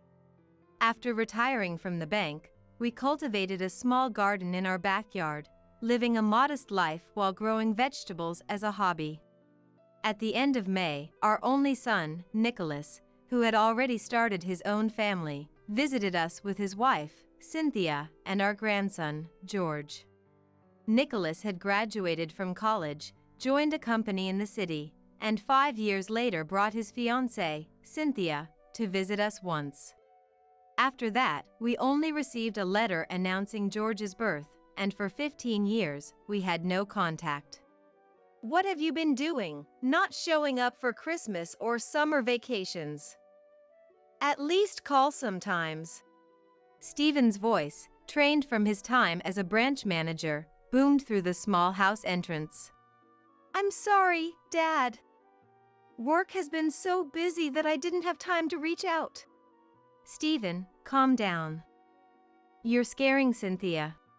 I smiled wryly and tried to calm down Stephen, who was getting excited. Stephen's joy often turned into an overwhelming display, making it seem like he was angry to those who didn't know him. It's been a long time, Cynthia. I'm glad to see you doing well. Sorry for not keeping in touch, Michelle. Nicholas's wife, Cynthia, looked a bit thinner than when we last met 15 years ago, but her bright smile remained the same. Beside her stood a teenage boy carrying Cynthia's bags, and I smiled warmly at him. You must be George. Nice to meet you. I'm your granny. George, feeling shy, just bowed without saying a word. Despite that, I couldn't contain my happiness at meeting my grandson and kept talking. I've only seen pictures of you as a baby, but now you look so much like Nicholas did when he was young. How old are you now? George is already 14. He'll be taller than me soon. Nicholas answered, standing next to George. That night, we shared a meal with our son's family for the first time in 15 years. Back then, George was still in Cynthia's womb. I made too many dishes for George, so please help yourself to more. I said, but George only gave a faint smile and didn't say anything. Now that I think about it, Nicholas and Cynthia had been restless since they arrived, only exchanging brief greetings and not talking about their recent lives. Come on, Nicholas, you're back home, so relax like you used to when you were a kid. George won't feel comfortable if you don't. I joked, and Nicholas and Cynthia looked at each other, nodding in agreement. We were debating whether to ask for your help. Actually, Cynthia and I are currently unemployed. What? No jobs at all? Why? I was at a loss for words, exchanging glances with Stephen. We both worked at the same company, but we got tired of the toxic environment. So we decided to quit together and look for new jobs, but we haven't found any yet. We hate to ask, but could we come over for dinner a few nights a week? Cynthia is a great cook, and I can help with anything around the house. Nicholas and Cynthia pleaded, please, with strong urgency.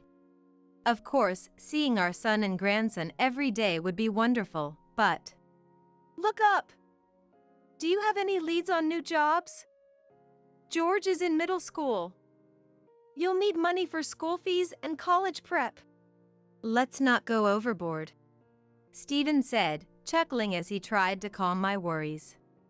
They have their reasons.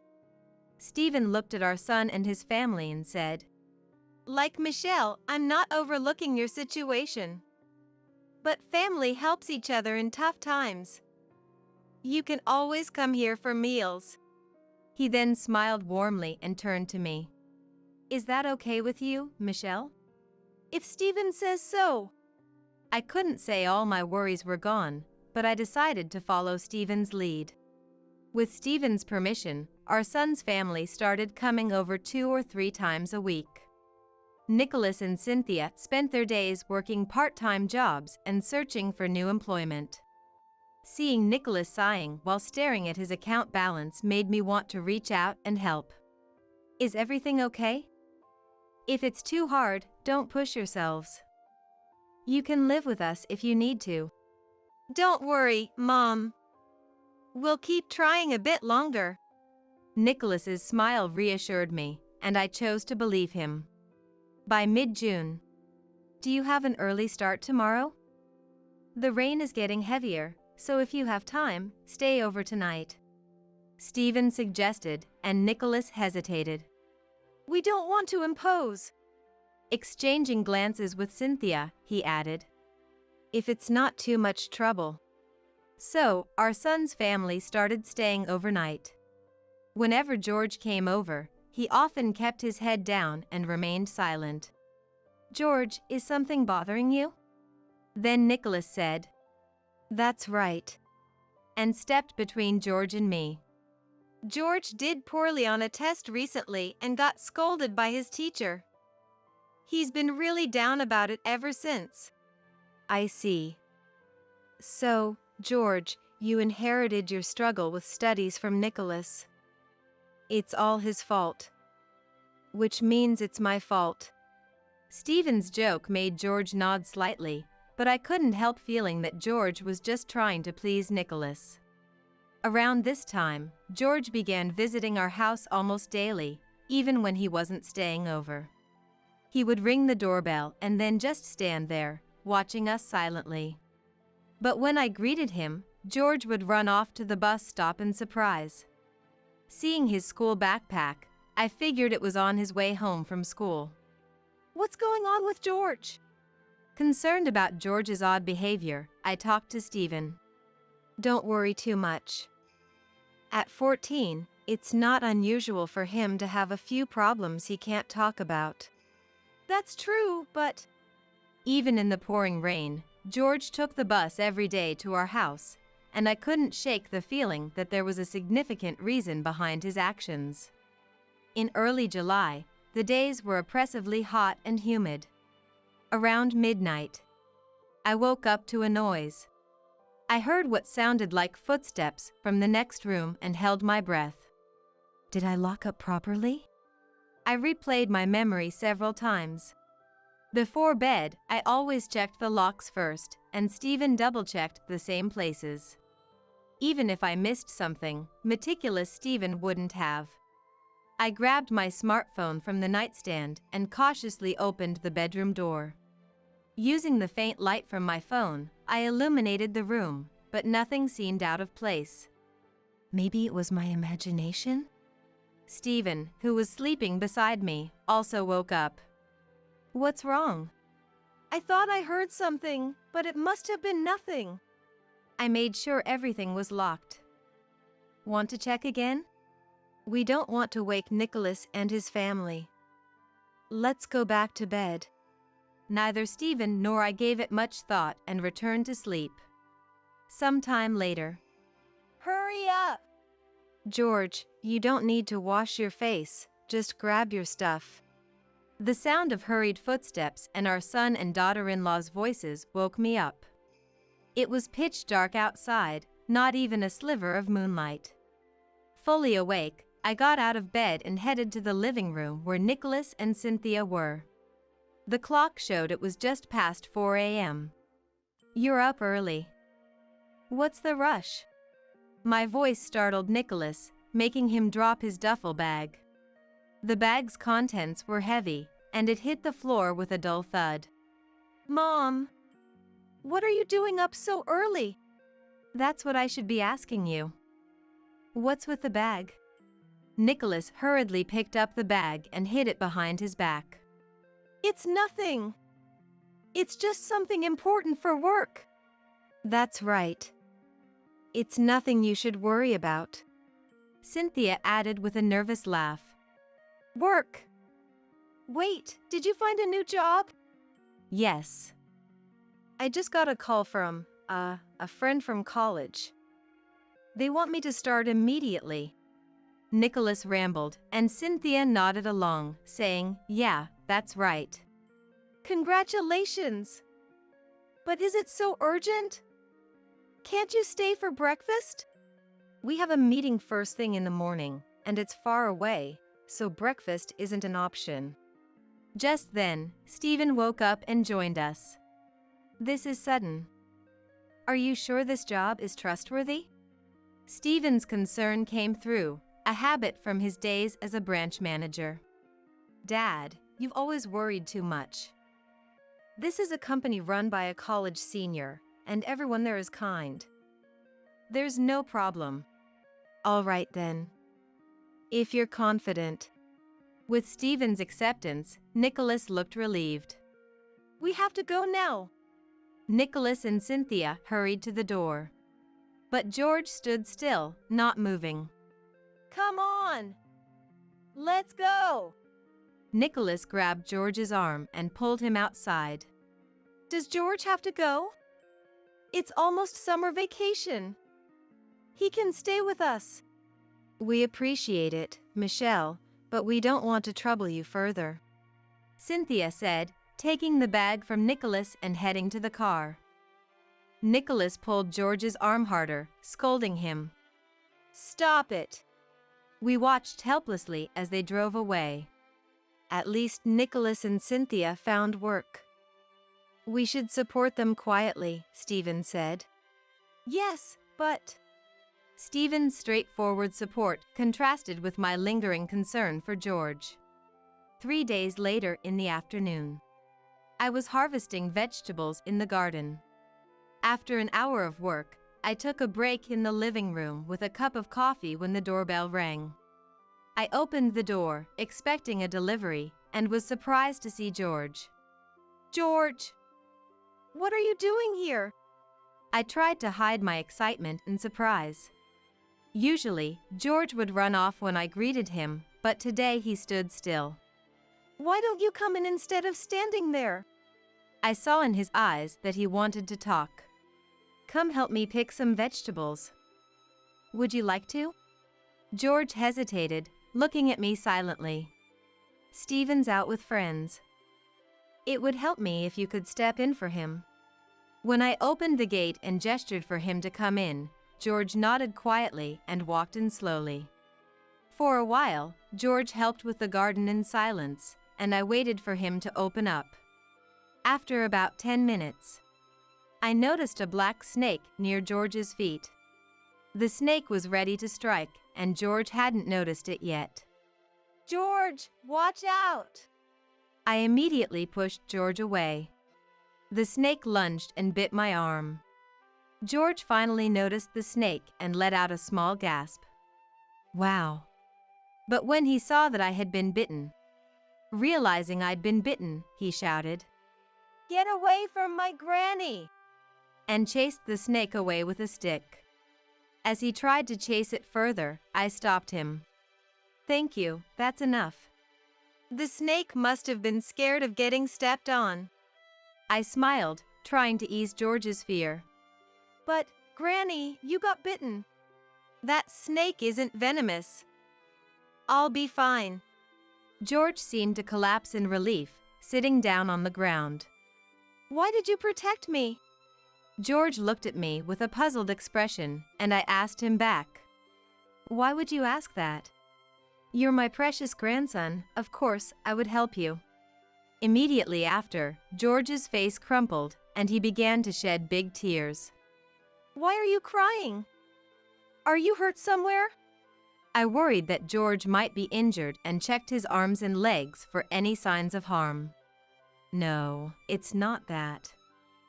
I'm sorry. I'm so sorry for not telling the truth until now. I waited for George to calm down, then gently encouraged him.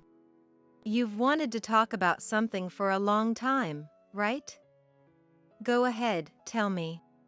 Dad and Mom told me not to say anything.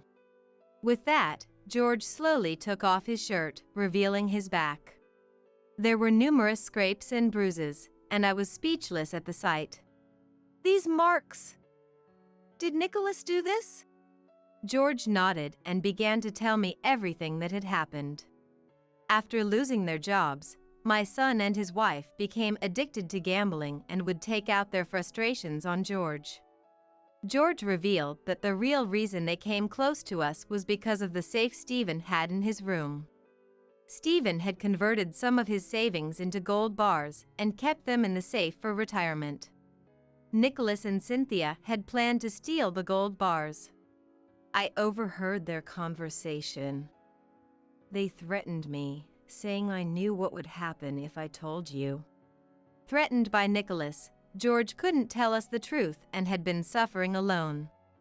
The couple figured out the safe's combination, took the gold bars, converted them to cash the same day, and left George behind to go on a trip to Australia. You did well to tell me. You're so brave. I hugged George tightly as he cried bitterly. An hour later, I told Stephen what had happened when he returned from his gathering. I can't believe this. Stephen couldn't accept my story at first. He seemed to understand what I was saying, but his desire to believe in our son was stronger. It's true. The gold bars are gone. Stephen quickly went to the room and checked the safe. No.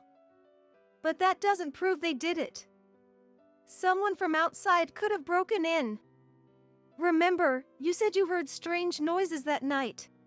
Even now, Stephen was trying to believe in Nicholas's innocence. You made sure to lock up that night, didn't you? And what is it? Is there more? I hesitated to show Stephen it until the end, but I finally decided to show him the video George had saved on his smartphone. This is... Stephen's face contorted with a mixture of sadness and anger. The video clearly showed Nicholas and Cynthia sneaking into the room, taking the gold bars from the safe, and putting them into a duffel bag. I didn't want to show you this, but this is the reality. I held George close and appealed to Stephen's heart. George's back is covered in scars. He says Nicholas did this to him. George knew about their plan but was too scared to speak out. He must have been terrified all this time, especially today. But George found the courage to tell us the truth. Imagine how much bravery that took. We cannot ignore this child's courage. The one suffering the most here is not me or you, but George. Stephen looked down at George's face and slowly patted his head. It must have been hard. You must have been in so much pain. I was wrong. Forgive me, George. Stephen shook his head to clear the sadness, then his expression turned to anger. A week later, Stephen and I went with George to the apartment where Nicholas and his family lived. Are Nicholas and Cynthia returning today? I asked for confirmation, and George answered clearly. Yes. The fridge is empty. What kind of life have they been living? According to George, they left only enough money for 10 days of food before going on their trip. Soon, I heard the familiar sound of a car engine parking, followed by footsteps on the stairs, and Nicholas and Cynthia's laughter approaching. The front door slowly opened, and Nicholas and Cynthia, with their sunburned skin, walked in. Did you enjoy the trip? Stephen asked, and their laughter immediately stopped. Dad, why are you here? Nicholas and Cynthia hadn't told us their current address. Nicholas glared at George hiding behind me and shouted, George! Did you tell them? You traitor! He lunged at George. Just as Nicholas was about to grab George, Stephen stepped in and twisted Nicholas's thin, frail arm. Ouch! I didn't do anything. Let me go. The self-defense techniques I learned for bank robbery prevention came in handy. When Stephen loosened his grip, Nicholas's emaciated body collapsed to the floor.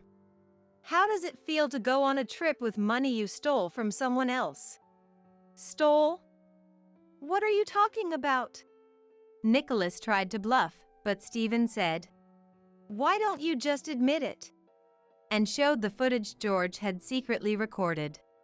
So your goal was the gold bars from the beginning? George!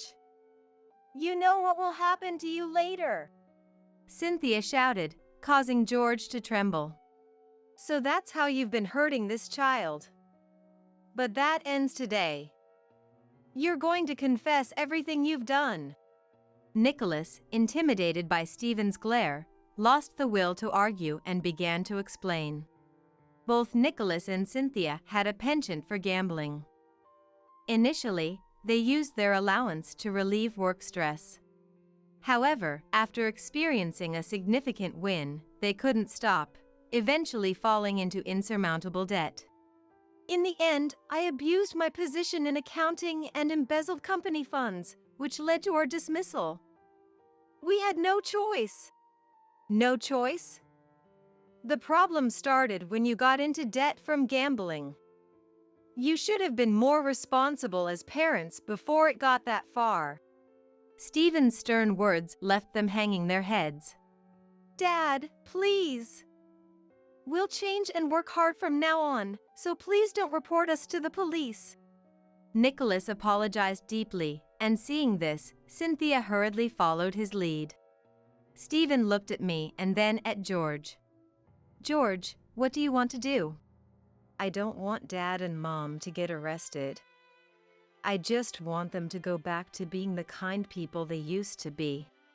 Seeing George's sincerity, Stephen nodded with a smile. All right then. There's one condition. You two must undergo treatment with a specialist to overcome your gambling addiction. Understood? Got it. We'll do it. Cynthia nodded and thanked Stephen for his leniency. While our son and his wife focused on their treatment in a facility, George stayed with us. Although commuting by bus took more time, George never complained. I get to see different views, and I enjoy it more now. Perhaps George was slowly resolving his feelings toward his parents, as he seemed more appreciative of the little changes around him. Every day after school, George helped with the garden. Isn't weeding boring? I asked, and George smiled warmly. Not at all. Aren't you tired from bending over, Granny? He asked, concerned for me. During summer vacation, George collected suitable-sized wood from a nearby scrapyard. He skillfully crafted a small chair to make my gardening easier. Thank you, George. This makes my work much easier. I'm glad.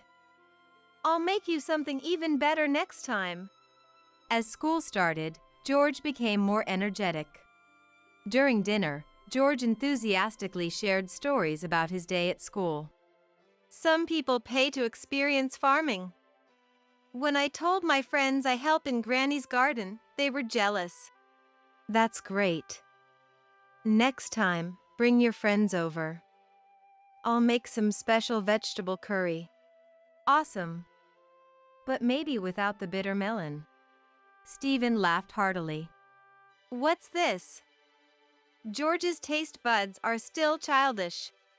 I didn't say I hated it. I'll eat it.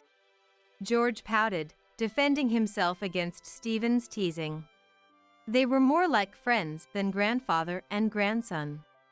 George, who used to be very reserved, now openly talked with us. Thanks to him, our home was filled with laughter. Grandpa, thank you for always thinking of me. George said seriously, and Stephen shyly looked away. Michelle helped you. I didn't notice anything. George shook his head firmly. No, that's not true. You set the safe's code to my birthday, right? I overheard Dad talking about it. That's not worth thanking me for. You're our precious grandson. We didn't see you for a long time, but we didn't want to forget your birthday. That's why, thank you, Grandpa. George expressed his gratitude again. Every day, we received letters of apology and reflection from our son and his wife at the facility. While I cherished my time with George, I sometimes wished these moments could last forever. But George still needed his parents and would eventually return to them. Once Nicholas and Cynthia received proper treatment and overcame their addiction, maybe we could all go on a family trip. Hoping for the day they sincerely reflect on their actions, I savor these irreplaceable happy moments. The man I married was a henpecked husband. He left all the housework and childcare to me. He barely talked to his wife. Still, we continued our marriage for 30 years without any major complaints. However, when I was diagnosed with cancer, my husband completely changed. In my despair, a mysterious girl appeared before me.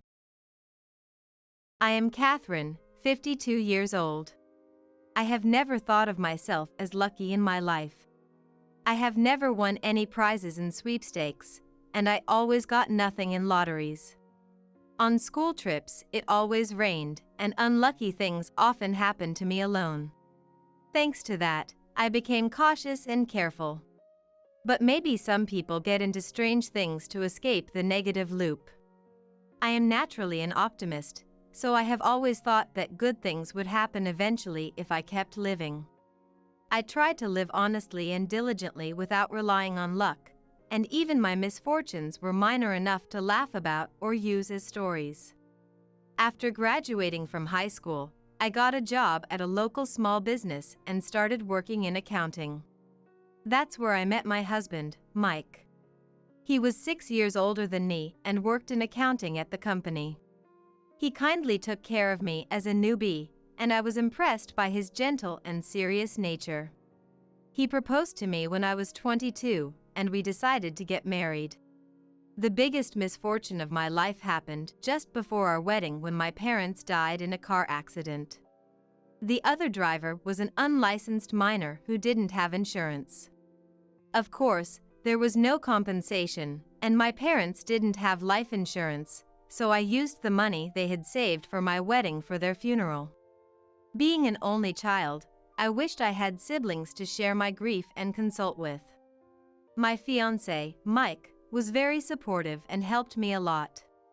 After discussing it, we decided not to have a wedding ceremony or reception. We considered postponing it, but I thought it would only be a sad ceremony without my parents there to see me in my wedding dress. Since weddings are for women, if you don't want one, I'm fine with it, Mike said, agreeing immediately. We went to buy wedding rings and registered our marriage. The apartment where my parents and I lived was fully paid off, so we decided to live there as newlyweds. Mike had an older brother who had married and inherited the family home. And a friend from high school who had married the eldest son envied him a bit for being the second son with fewer responsibilities.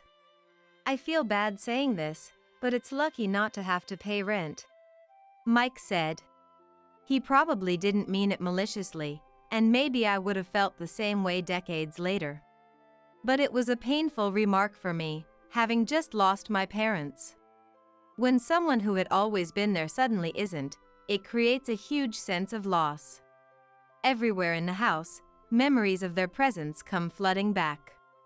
My mother cooking in the kitchen, my father drinking in the living room, every piece of furniture and dishware filled with memories of my parents. I knew I had to do something about it. So, I decided to get rid of most of the furniture, clothes, and personal dishes. I changed the carpets and curtains and even re-wallpapered the walls. You don't have to go that far. It's a waste, Mike said. Having never lost a close relative, he couldn't understand how I felt. Nowadays, many couples continue working after marriage, but when I was young, it was common for women to quit their jobs after getting married. Especially since it was an office romance, it was natural for me to become a full-time housewife after getting married. With plenty of time on my hands, I did the remodeling myself. Once I got used to it, it was fun, and focusing on the work helped me forget my sadness for a while. When we got married and started living together, I realized Mike was quite a henpecked husband. He never helped with the housework at all, and his attitude at home was completely different from when we were dating or how he behaved at work. In fact, he hardly talked to me. Come to think of it, my father also didn't talk much with my mother. He only conveyed his requests in short words. Mike wasn't as extreme, but there were already signs of it. That doesn't mean my parents were unhappy. In fact, when I talked to friends from high school who were married, they all said the same thing about their husbands. Before marriage, men would be kind and give gifts, but once married, they would stop doing those things entirely. It was normal and expected, so both I and the women around me thought it was just how things were. Shortly after we got married, Mike got promoted. He became a manager just before turning 30. This was quite unusual and was more because his predecessor had to quit due to health reasons than Mike being particularly excellent. But I still felt a little proud. Mike was in high spirits and said, "Lucky me. Tonight we celebrate." He drank 2 more beers than usual. Mike, who was more talkative than usual, didn't say to me, "Catherine, would you like to drink too?" He used to offer me wine when we dated. Actually, I like alcohol, and before we got married, I used to go out drinking with my girlfriends. "Can I have some too?"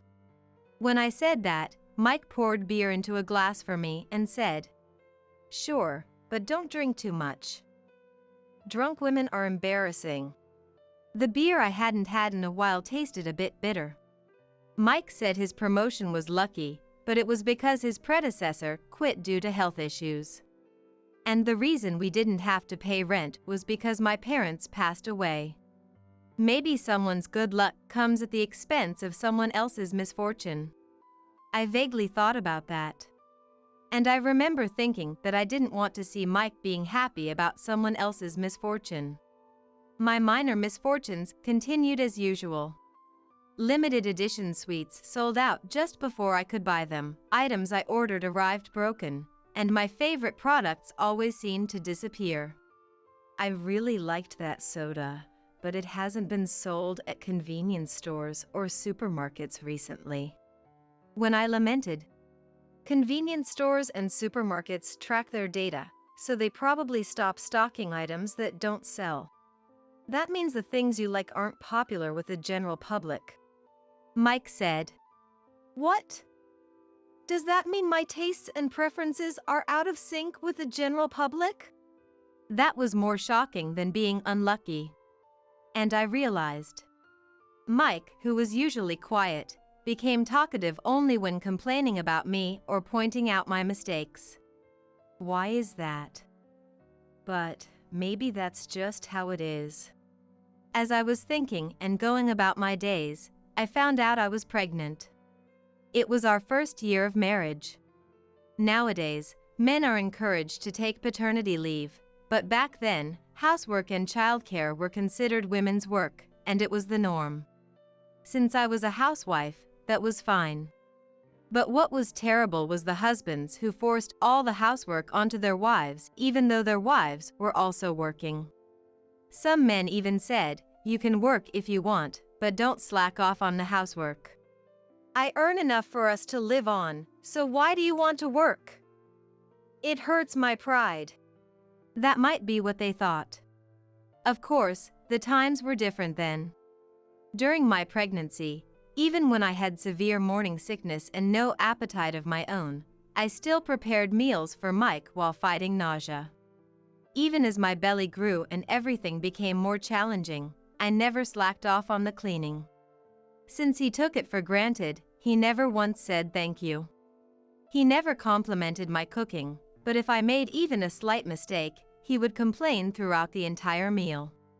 Mike didn't drink much alcohol, and he never fooled around with other women, but he did seem to have a bit of a fondness for gambling. On his days off, he would happily head to the casino, and sometimes he would even go to the races. When he came home after winning, "I'm on a lucky streak lately," he would say, all smiles. I didn't know what he spent his winnings on. When he hit a big payout, he would get so excited that he would take me out for a rare steak dinner. From what I could tell, he seemed to be winning quite a bit overall. I thought he was a lucky person, and I felt a bit envious, but his luck was not a bad thing for me as his wife. I, on the other hand, would step on gum while walking down the street, get caught in the rain without an umbrella on a sunny day, or find myself stuck in a broken elevator. Despite my bad luck, we had a baby girl. Both mother and child were healthy, and I secretly felt relieved. The worst thing would be to face bad luck in such a situation. I secretly hoped that my bad luck wouldn't be passed on to her. Everything about my first childbirth and parenting was new to me. I didn't have a mother to consult with. Mike's mother and I weren't close enough for me to talk to her casually.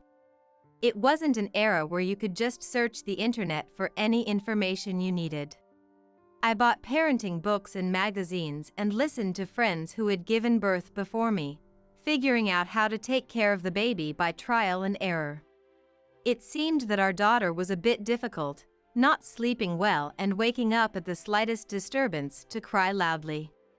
Her night crying was so bad that Mike would say, Gosh, she's so noisy. I have work tomorrow. You're the mom, so deal with it. And I would end up taking her out for late-night walks around the neighborhood more than once or twice. Walking outside would calm her down. Despite the hardships, she was so adorable that all the struggles melted away, and I was simply happy when I became pregnant with our second child. The second was a boy, and he was 3 years younger than his sister. When the older one is a girl, she tends to take good care of her younger brother, making it a bit easier for the mother. When the children were little, their small hands clinging to me brought the happiest times of my life. Time passed, and 5 years ago, our eldest daughter Maria got married, and 2 years ago, our son Joe moved out on his own. I thought it was good for him to experience living alone, so I didn't oppose it. Living alone would teach him some household chores and the challenges of maintaining a living. I didn't want Joe to turn out like Mike. The apartment felt unusually spacious without the kids, and Mike and I started a life with even less conversation than before. With the kids independent, I even considered a gray divorce. There wasn't any major issue, but living with Mike without any conversation was tough, or rather, I think I just wanted to be free. Recently, I've been feeling unwell and can't stop coughing. At first, I thought it was just a cold, but it seems like it's something else. My back hurt, so I went to a chiropractor, but it only made things worse. One night, I couldn't sleep at all because I kept coughing so badly. Thinking something was seriously wrong, I rushed to the hospital. I hate hospitals and had been ignoring checkup notices, so it's my own fault that it came to this. I was diagnosed with stage 3 cancer. I was shocked, but somewhere deep inside, I guess I'm just unlucky, I thought. However, cancer is common in people over 50, so I didn't feel like I was the only one with bad luck. When I told Mike, "So, how many years do you have left?" he asked. I know life expectancy is important, but after 30 years of marriage, hearing that my wife had cancer, couldn't he say something more comforting? Instead, he seemed almost happy. I wondered if it was just my paranoia, but it wasn't. I can't take care of a sick person. Call our daughter to look after you. I'll enjoy life with your insurance money. Well, thanks about that. He said this without hesitation. I was shocked and felt a surge of anger. I also felt sad, but mostly I felt a sense of emptiness. Mike, my husband of 30 years, wanted me gone as soon as possible. They say that always being cheerful and having fun boosts your immunity and helps fight cancer, but Mike's words had the opposite effect. I couldn't stand the thought that he would take everything after I was gone. I hadn't told the children about my cancer yet. That day, I went to the hospital thinking that with this state of mind, the treatment might not be effective. I had some time before my appointment, so I took a walk in the hospital courtyard to see some greenery. The sky was clear, the seasonal flowers were blooming beautifully, and although my spirits lifted a bit, I couldn't help but cry thinking about leaving this beautiful world. I was completely emotionally unstable. At that moment, I saw a very cute little girl, about elementary school age, wearing a white, fluttery dress, standing in the shade of a tree. "Are you lost? Where are your dad and mom?" I asked her. I came with my grandma. I followed a butterfly and ended up somewhere I didn't know, she said in a sweet voice. In other words, she was lost. I see. Well, let's go back to the hospital together, I said, holding out my hand. You're unlucky, aren't you? The girl took my hand with her small one and said. I was surprised. What? How do you know? And asked. I can tell. I can see who's lucky and who's not. The person next to you is taking all your good luck. As I stood there dumbfounded, the girl let go of my hand. I'm fine here. Goodbye, she said and ran off. What was that all about? The person next to me is taking all my good luck? If anyone is next to me, it's Mike. Indeed, since marrying me, Mike had been getting extraordinary promotions and winning bets. There might be things I don't even know about. I remembered that my parents died right after I started dating and decided to marry Mike, and even though it seemed impossible, I felt scared. Kids often say inexplicable things out of the blue. Even my own children used to talk to people who weren't there. Thinking about that, I received my treatment, and when I left the hospital, my smartphone rang the moment I turned it on. It was Maria. Mom? Do you have cancer? She suddenly said, surprising me yet again that day. Yes, Maria. I wanted to tell you all sooner, but how did you find out? Just come to my place right now. We need to talk, she said urgently, so I took a taxi to Maria's apartment. My wife is at the hospital today. She doesn't really need any treatment. The sooner she leaves this world, the sooner I can be with you, Betty. It's a good thing you suggested getting life insurance. If I can hold on a bit longer, I'll get the insurance money, and this apartment will be mine. When can we meet next? The weekend? All right. As soon as we met, Maria played this recording for me on her smartphone. It was Mike's voice. He said he wanted to see my yearbook, so I went to get it. Mom wasn't home, so I lay down on her bed and fell asleep. Then Dad came back. Mike had told me he was on an overnight business trip. Before that, he said, Betty, I'm home now. I had a great time. Luxury hotels are the best. I quickly recorded it. Maria was on the verge of tears, angry. Did you know Dad was having an affair, Mom? Of course, I didn't know. But even if I had known, I wouldn't have felt anything. Even now, it's the same. I had considered a gray divorce myself, though I never wished for Mike to leave this world. What is marriage, really? We've been married for 30 years, and my husband wishes for my unhappiness. Mom, we can't just sit back and do nothing. If we do, this Betty and Dad will take everything. At that moment, I remembered the words of that girl. The person next to you is taking your good luck. That's what she said. If things continue as they are, it will turn out exactly as she said. I'm getting a divorce. He won't get anything. When I said that, Maria responded, I'll help. This recording is evidence. My husband is a lawyer. She made a victory gesture. I love you, Mom, but I've never liked how you always obey Dad. Dad is a henpecked husband who thinks he's superior just because he's a man. He treats me and my brother completely differently. And he loves young women. I despise him. I never imagined Maria felt this way. I laughed, oddly impressed. When was the last time I laughed? When Mike came home, Maria and her husband, Joe, and I were in the living room. "What's going on? Is this a celebration?" Mike said, taking off his suit jacket and hanging it up. Of course not. Mom has cancer. Maria spoke for me.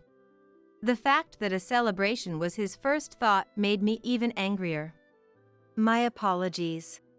Mike apologized to Maria's husband, Sam, not Maria. Come to think of it, I've never seen Mike apologize to Maria. Then I noticed the documents Mike had spread out on the table. What is this? Divorce papers? I had already signed my part. Yes, that's right. We're getting a divorce. What? What are you talking about, Catherine? Maria played the recording. Mike listened, visibly shaken. Why do you have this recording? It was a joke. It's just a joke. He started making pathetic excuses. It's clearly not a joke. Anyone can tell. If you insist it was a joke, we can take it to court. My firm will handle it. Mike, you have no chance of winning, Sam said calmly. With a lawyer like Sam saying that, Mike had no choice but to remain silent. This apartment was originally under Catherine's name, and the savings from the 30 years of marriage will be split in half. From there, $50,000 will be deducted as compensation and deposited into Mike's salary account. Are you kidding me? That's my hard-earned money. What are you talking about? Mom did everything at home. Dad didn't do any housework or take care of us at all. When Maria accused him like that, $50,000 for compensation is too much, Mike said. Then Joe said, I think $100,000 would be fair. Wanting Mom to die early to live happily with your mistress is almost like murder for insurance money. He said this with a look of contempt towards his father. Joe, are you siding with Catherine too? Joe and Maria simultaneously said, of course. Mike was in shock. He signed the divorce papers that day and left the apartment he had lived in for 30 years. I finally felt free. Oh, what a relief. But Dad will still get over $200,000, right? We should have bankrupted him and kicked him out, Maria said. I can't stand the thought of him living happily with his mistress on that money. But things didn't turn out as Maria said. Sam tracked down the mistress and demanded $30,000 in compensation from her too. The mistress, whose plan had fallen apart, got angry and made Mike pay her share of the compensation before breaking up with him. The spacious apartment, over $500,000 in savings, and the insurance money expected if I died were all gone. She probably never loved Mike in the first place and was only after the money. Then, my next medical checkup showed that my cancer had significantly shrunk. It was as if the cancer cells had left with Mike. Sometimes, when people accept their terminal diagnosis, do what they love, and live each day joyfully, their cancer cells just disappear. The human body is a mysterious thing. The doctor said that remission was near. But the story doesn't end here. After our divorce, Mike, who had been living alone in the apartment after being abandoned by his mistress, got cancer. When Mike called, his voice was almost in tears. Ever since we divorced, I've been losing at the casino and horse racing. I made a big mistake at work and got demoted. Nothing good has happened. And now I have cancer. I don't know what to do anymore. Catherine, you must have been my lucky charm. I couldn't believe those words came from Mike. Luck is like a forelock. If you don't grab it, it slips away.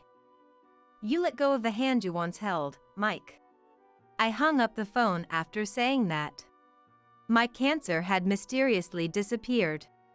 The chance of recurrence wasn't zero, but somehow I felt like I was going to be okay. I had no basis for this feeling at all. I decided to get a dog and adopted an unfortunate, abandoned mixed-breed female dog around 5 years old from a rescue organization. When I brought the dog to my apartment, she looked up at me with frightened eyes, trembling. "Can I trust you? Will you hurt me?" She seemed to be asking. "It's okay. I won't do anything bad. We'll live here together." I reassured her, and then I told her the strange story that had happened to me. The dog, whether listening or not, stared at me from a short distance away. What was that, girl? An angel? Now, it almost feels like it didn't really happen. I thought it might take some time for the dog to open up to me, but the next morning, when I woke up, she was sleeping peacefully at my feet. The warmth of a living being felt so comforting and made me happy. Noticing that I was awake, she came closer and licked my cheek. We quickly became good friends.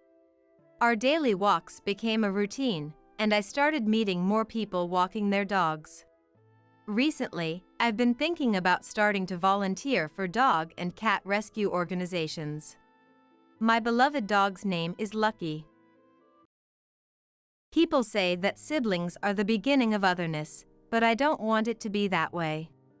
Maybe it's because I'm an only child, but I wish my husband and his siblings will always get along well. My name is Malia. I'm a 35-year-old housewife, busy with housework, childcare, and a part-time job.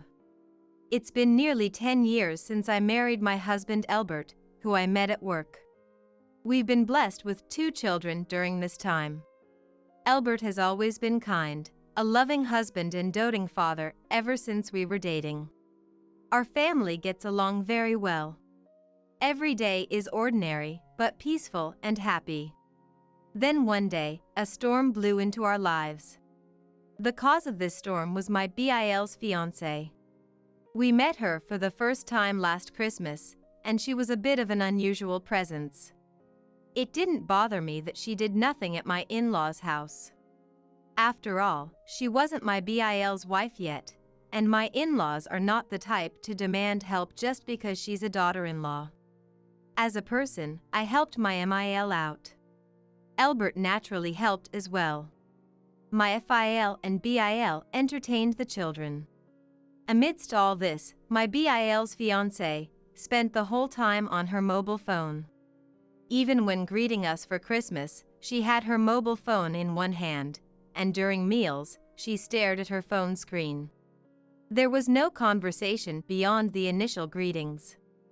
Frankly, I wondered why she even came. I thought she was brought along unwillingly by my BIL and was in a bad mood. I really wanted to meet everyone, so I insisted he bring me.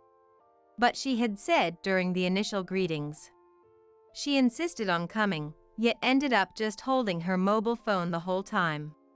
My BIL's girlfriend, whom he introduced to the family for the first time with the intention of marrying. I naturally worry if everything will be all right. Half a year after that Christmas, Dusty's getting married. My husband said as he was changing clothes after returning from work. Dusty is my BIL's name. He's finally decided to get married. Is it to that girl? Yeah, seems like it. He's already 30 years old, and getting married is a milestone. However, I'm concerned about the character of the girl we met last Christmas. Marriage changes a lot compared to just dating. I wonder if they can have a peaceful married life. One day, my husband came home looking tired. Welcome back. Work seems to have been tough today. Oh no, it wasn't work. Actually, I met Danette. Danette, that's Dusty's girlfriend and future wife. What does it mean that he met Danette? She suddenly came to my office, said she had something to talk about. To the office? What did she want to talk about? Well, about that. I was surprised that she came to my husband's office, but even more surprised by what she had to say. Did she want help with the wedding expenses? Yeah. If that's not possible, she wants some pocket money. What? I don't understand. I really don't understand. The cost of a wedding should be manageable if kept within one's means. After all, Dusty has a steady job and earns well. And I don't understand the pocket money part. Why should my husband give pocket money to Dusty's girlfriend? What's more surprising is that she... What? As I urged him to continue, my husband said reluctantly, Well, she asked if we could go out for a meal or something, just the two of us. What? Why? She says she wants to get along with me because I'll be her BIL. Then she should come over to our house. Don't be angry. Of course, I refused the idea of just the two of us. I told her she's welcome at our house. I'm so frustrated. Why does she need to meet my husband alone to get along?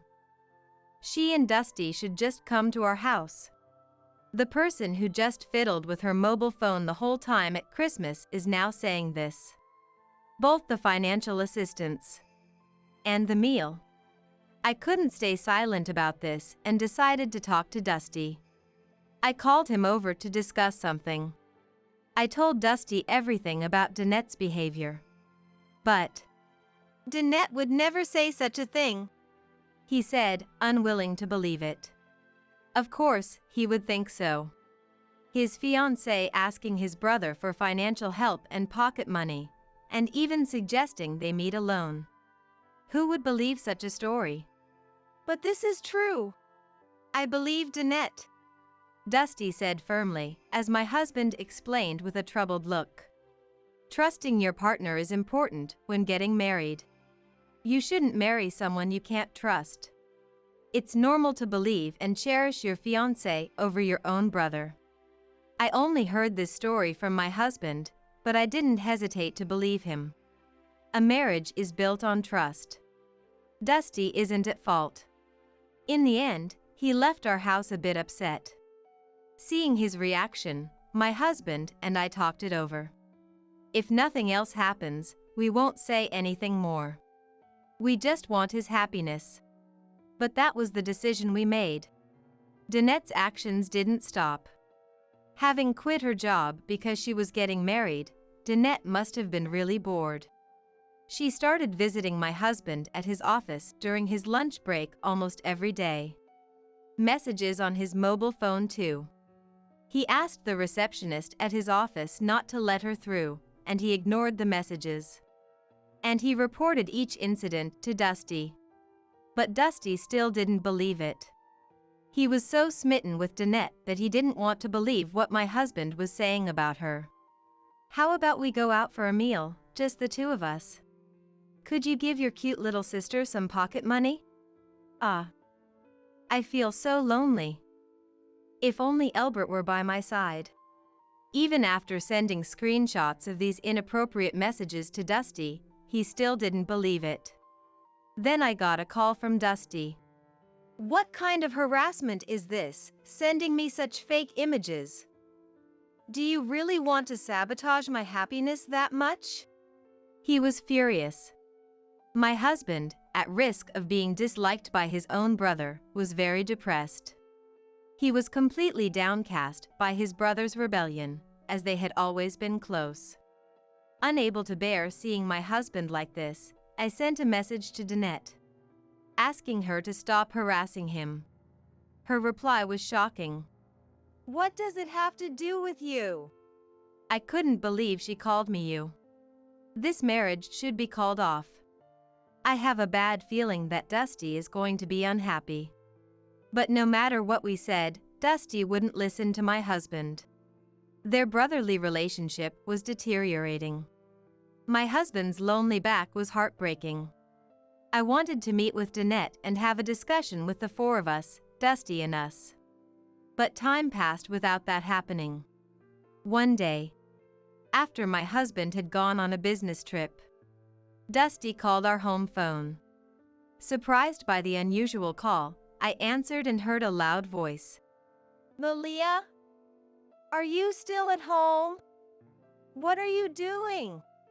Huh? I was just hanging up laundry, but... What? If you're not coming today.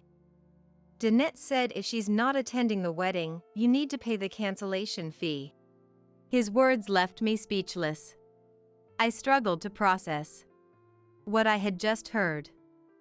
Wedding? Absence? Cancellation fee? What? I almost screamed. Wait a minute. What are you talking about? There's a wedding today. What? He seemed surprised by my panicked voice. I could sense his confusion over the phone. What are you talking about? I sent you an invitation. We never received it. That's impossible. You marked will attend on the reply card. We never sent a reply. After some back and forth about the invitation that never arrived, he seemed pressed for time. Forget about today. If Albert is on a business trip, it can't be helped. Let's talk properly later. He hung up. I stood there, stunned. What on earth was happening? A wedding? Dusty's wedding today. I frantically called my husband, thinking he might not answer because he was on a business trip, but thankfully he did. Honey, I think something terrible has happened. I can't understand if you don't explain properly. I must have been quite panicked. After taking a deep breath, I told him about the phone call with Dusty. A few days later, my husband returned from his business trip, and we went to visit Dusty's new apartment. We looked up at the rental apartment and rang the intercom. But no one answered for a while. Finally, after pressing it several times, someone answered. To our surprise, it was Leave. It seemed Danette, now Myciel, answered. We don't want to talk to rude people who cancel a wedding at the last minute. Pay the cancellation fee and leave. She's demanding a cancellation fee. We couldn't just leave, so we asked Danette to let Dusty come out. But she refused. Unable to hold back any longer, my husband called Dusty, who seemed to be in the bathroom, and hurried out. Finally, we were able to reach the door of Dusty's new home. Leave. But as soon as the door opened, Danette appeared again. Honestly, I'd had enough of her. Danette, I'm sorry we couldn't attend the wedding. But we need to talk. There's nothing to talk about. You're just going to make excuses, right?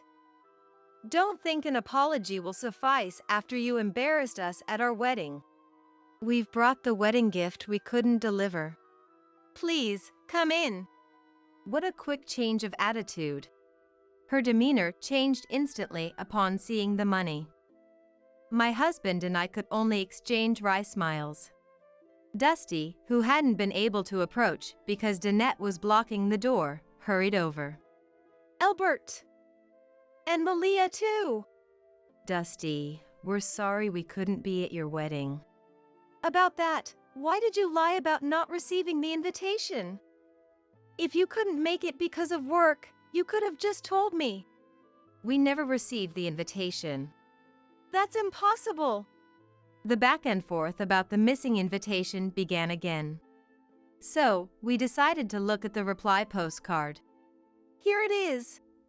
This address, isn't it nearby? Oh, it is. My husband, Dusty, and I stared at the postcard. Indeed, the address seemed to be from a local post office, likely near our area. Our house is about a 20-minute drive from Dusty's apartment, and if it were in our neighborhood, it would have a different post office address. Did you ask the local post office to handle this? Why would I do something so complicated? Dusty asked, puzzled, and my husband quickly replied.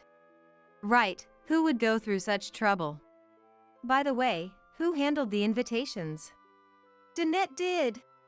Dusty replied reluctantly to my question. I thought so. Danette had mainly handled the wedding preparations while busy Dusty worked. She was responsible for arranging the invitations. It seemed like a deception. And something had been bothering me since I saw the postcard. The names written here, yours and mine, they're clearly not in her handwriting. My husband is skilled in calligraphy and writes beautifully. I'm the opposite, embarrassingly bad at writing. Usually I have my husband fill out any documents for our children's school. But the names written, they were in a very cute handwriting, clearly not ours. I can't write in such a cute style. This handwriting. It's Danette's. How had we not noticed until now? Well, we hadn't looked closely enough, I suppose. Only now did Dusty realize. Danette. What's the meaning of this? I don't know anything. It's clearly your handwriting. Realizing the truth, Dusty angrily confronted Danette. In her panic, Danette was acting suspiciously. My husband calmed down his angry brother and asked Danette quietly. Why did you do this, Danette? We admit it was our fault for not confirming the wedding date, but we believed the invitation would come, so we didn't bother to ask. I'm saddened that I missed my brother's big day. Why did you do it? Danette, initially scared, hesitated before speaking. Because you were in the way. What? Albert attending the wedding, showing other relatives the messages I sent. I thought it would be troublesome. I mean, you were in the way. What? So, she tried to set us up for her own self-protection. Because of you, our parents and other relatives scolded us. They asked why we prioritized work over my brother's wedding. They called my wife inconsiderate too. Danette fell silent at this. I guessed she did it to tarnish our reputation among the relatives. If the relatives think badly of you, maybe you won't come to gatherings anymore. Yes, spot on. Her selfish reasoning gave me a headache. Before we could express our anger, someone else acted. It was Dusty. Danette, what have you done? So the messages Albert mentioned were true. So what? Albert works at a good company. He should be able to support his cute sister, give her pocket money. Never trust someone who calls themselves cute. That's what I thought now. You what? It's Dusty's fault for earning so little. Danette openly expressed her thoughts. I thought she was just easygoing, but she was this kind of person. My husband, Dusty, and I were shocked. I want to be a housewife, relax at home, lunch at my favorite places. Dusty's salary won't allow that, so I asked Albert. The allowance is one thing, but why the need to meet alone? What's wrong with wanting to dine with a handsome man? Seeing her defiant attitude, I was speechless. Danette, perhaps overwhelmed, started tearing up. Crying over this? I thought Dusty would explode in anger. But instead, he sighed. He seemed to be holding himself back. Somehow maintaining his composure, he extended his hand to Danette. She placed her hand on his. Dusty, will you forgive me? He shook off her hand. What are you misunderstanding, Danette? Just give it to me. What? What do you mean? Your mobile phone. Show it to me now. What? No. Just show it. Arg. Dusty snatched the mobile phone from Danette. After a moment of operating it, His face turned pale. Figures. Hey! Give it back! Avoiding Danette's reaching hand, Dusty spoke quietly. You've been cheating, haven't you? At those words, my husband moved.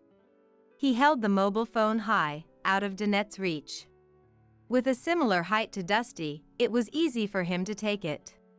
His expression grew more severe as he looked at the phone screen. I see, quite a few, huh? What do you mean? Look. My husband showed me the phone screen. That's a violation of privacy. Danette shouted in anger, but Dusty held her back. Wow, how many guys are there? The screen revealed a chat application with several men listed. The content of the messages was quite explicit. Had fun today. Let's do it again. I'm free tomorrow since my boyfriend is working. Today was intense. I need more stamina. Sneaking around is so exciting. Can't get enough with my boyfriend. How about a hotel tomorrow? These messages were just the tip of the iceberg. You're the worst. Truly the worst. Danette yelled at us.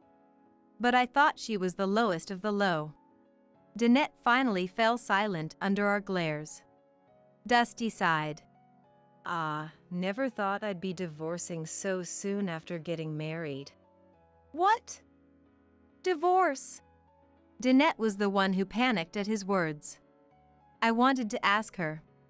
Did she not think divorce was on the table? Of course. I can't stay married to someone who cheats. Wait. It was just for fun. You can see from the messages, it was just play. You think it's okay to be involved with other men if it's just play? I do. No, I don't. I won't do it anymore. I won't meet them again.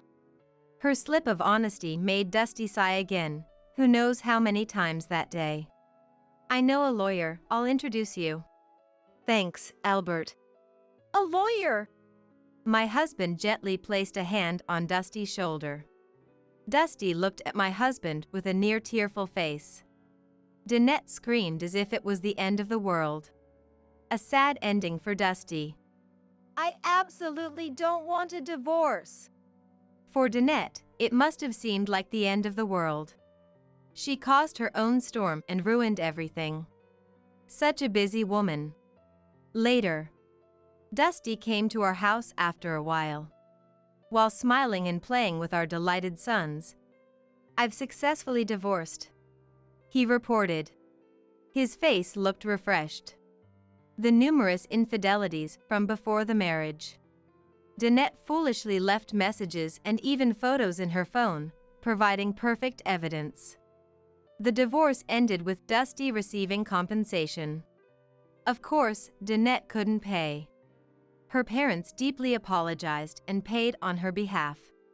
What happened to Danette? Dusty answered quietly. She's working from morning till night to repay our parents. They said they're keeping a strict eye on her so she won't escape. Dusty's face turned complex hearing about his almost in-laws. It seems Danette will lead a very constrained life from now on. She wanted an easy life as a housewife, but that seems unlikely now. And don't underestimate housewives. I can't imagine someone with such misconceptions managing to work properly. She's probably whining while working. Well, it was tough, but it's good that you found out early. Think of it as a valuable life experience. Yeah. I'll take my time, but eventually, I'll start looking for someone else. My true soulmate. Dusty, you'll be fine. Keep it up. Albert, I'm sorry for the trouble, and thank you. Don't mention it. Protecting my little brother is natural. My husband and Dusty shared a laugh. I was worried when things got tense, but brothers being close is best after all. Watching them. Mom, what's going on? I smiled as my sons came over. I placed my hands on both of their heads. You two always stay close like your dad and uncle, okay? They looked puzzled for a moment, but then started giggling. Of course. I love Erwin, even if he's a restless sleeper. I love Shannon too, even though he's a crybaby. Watching them play together, I smiled warmly.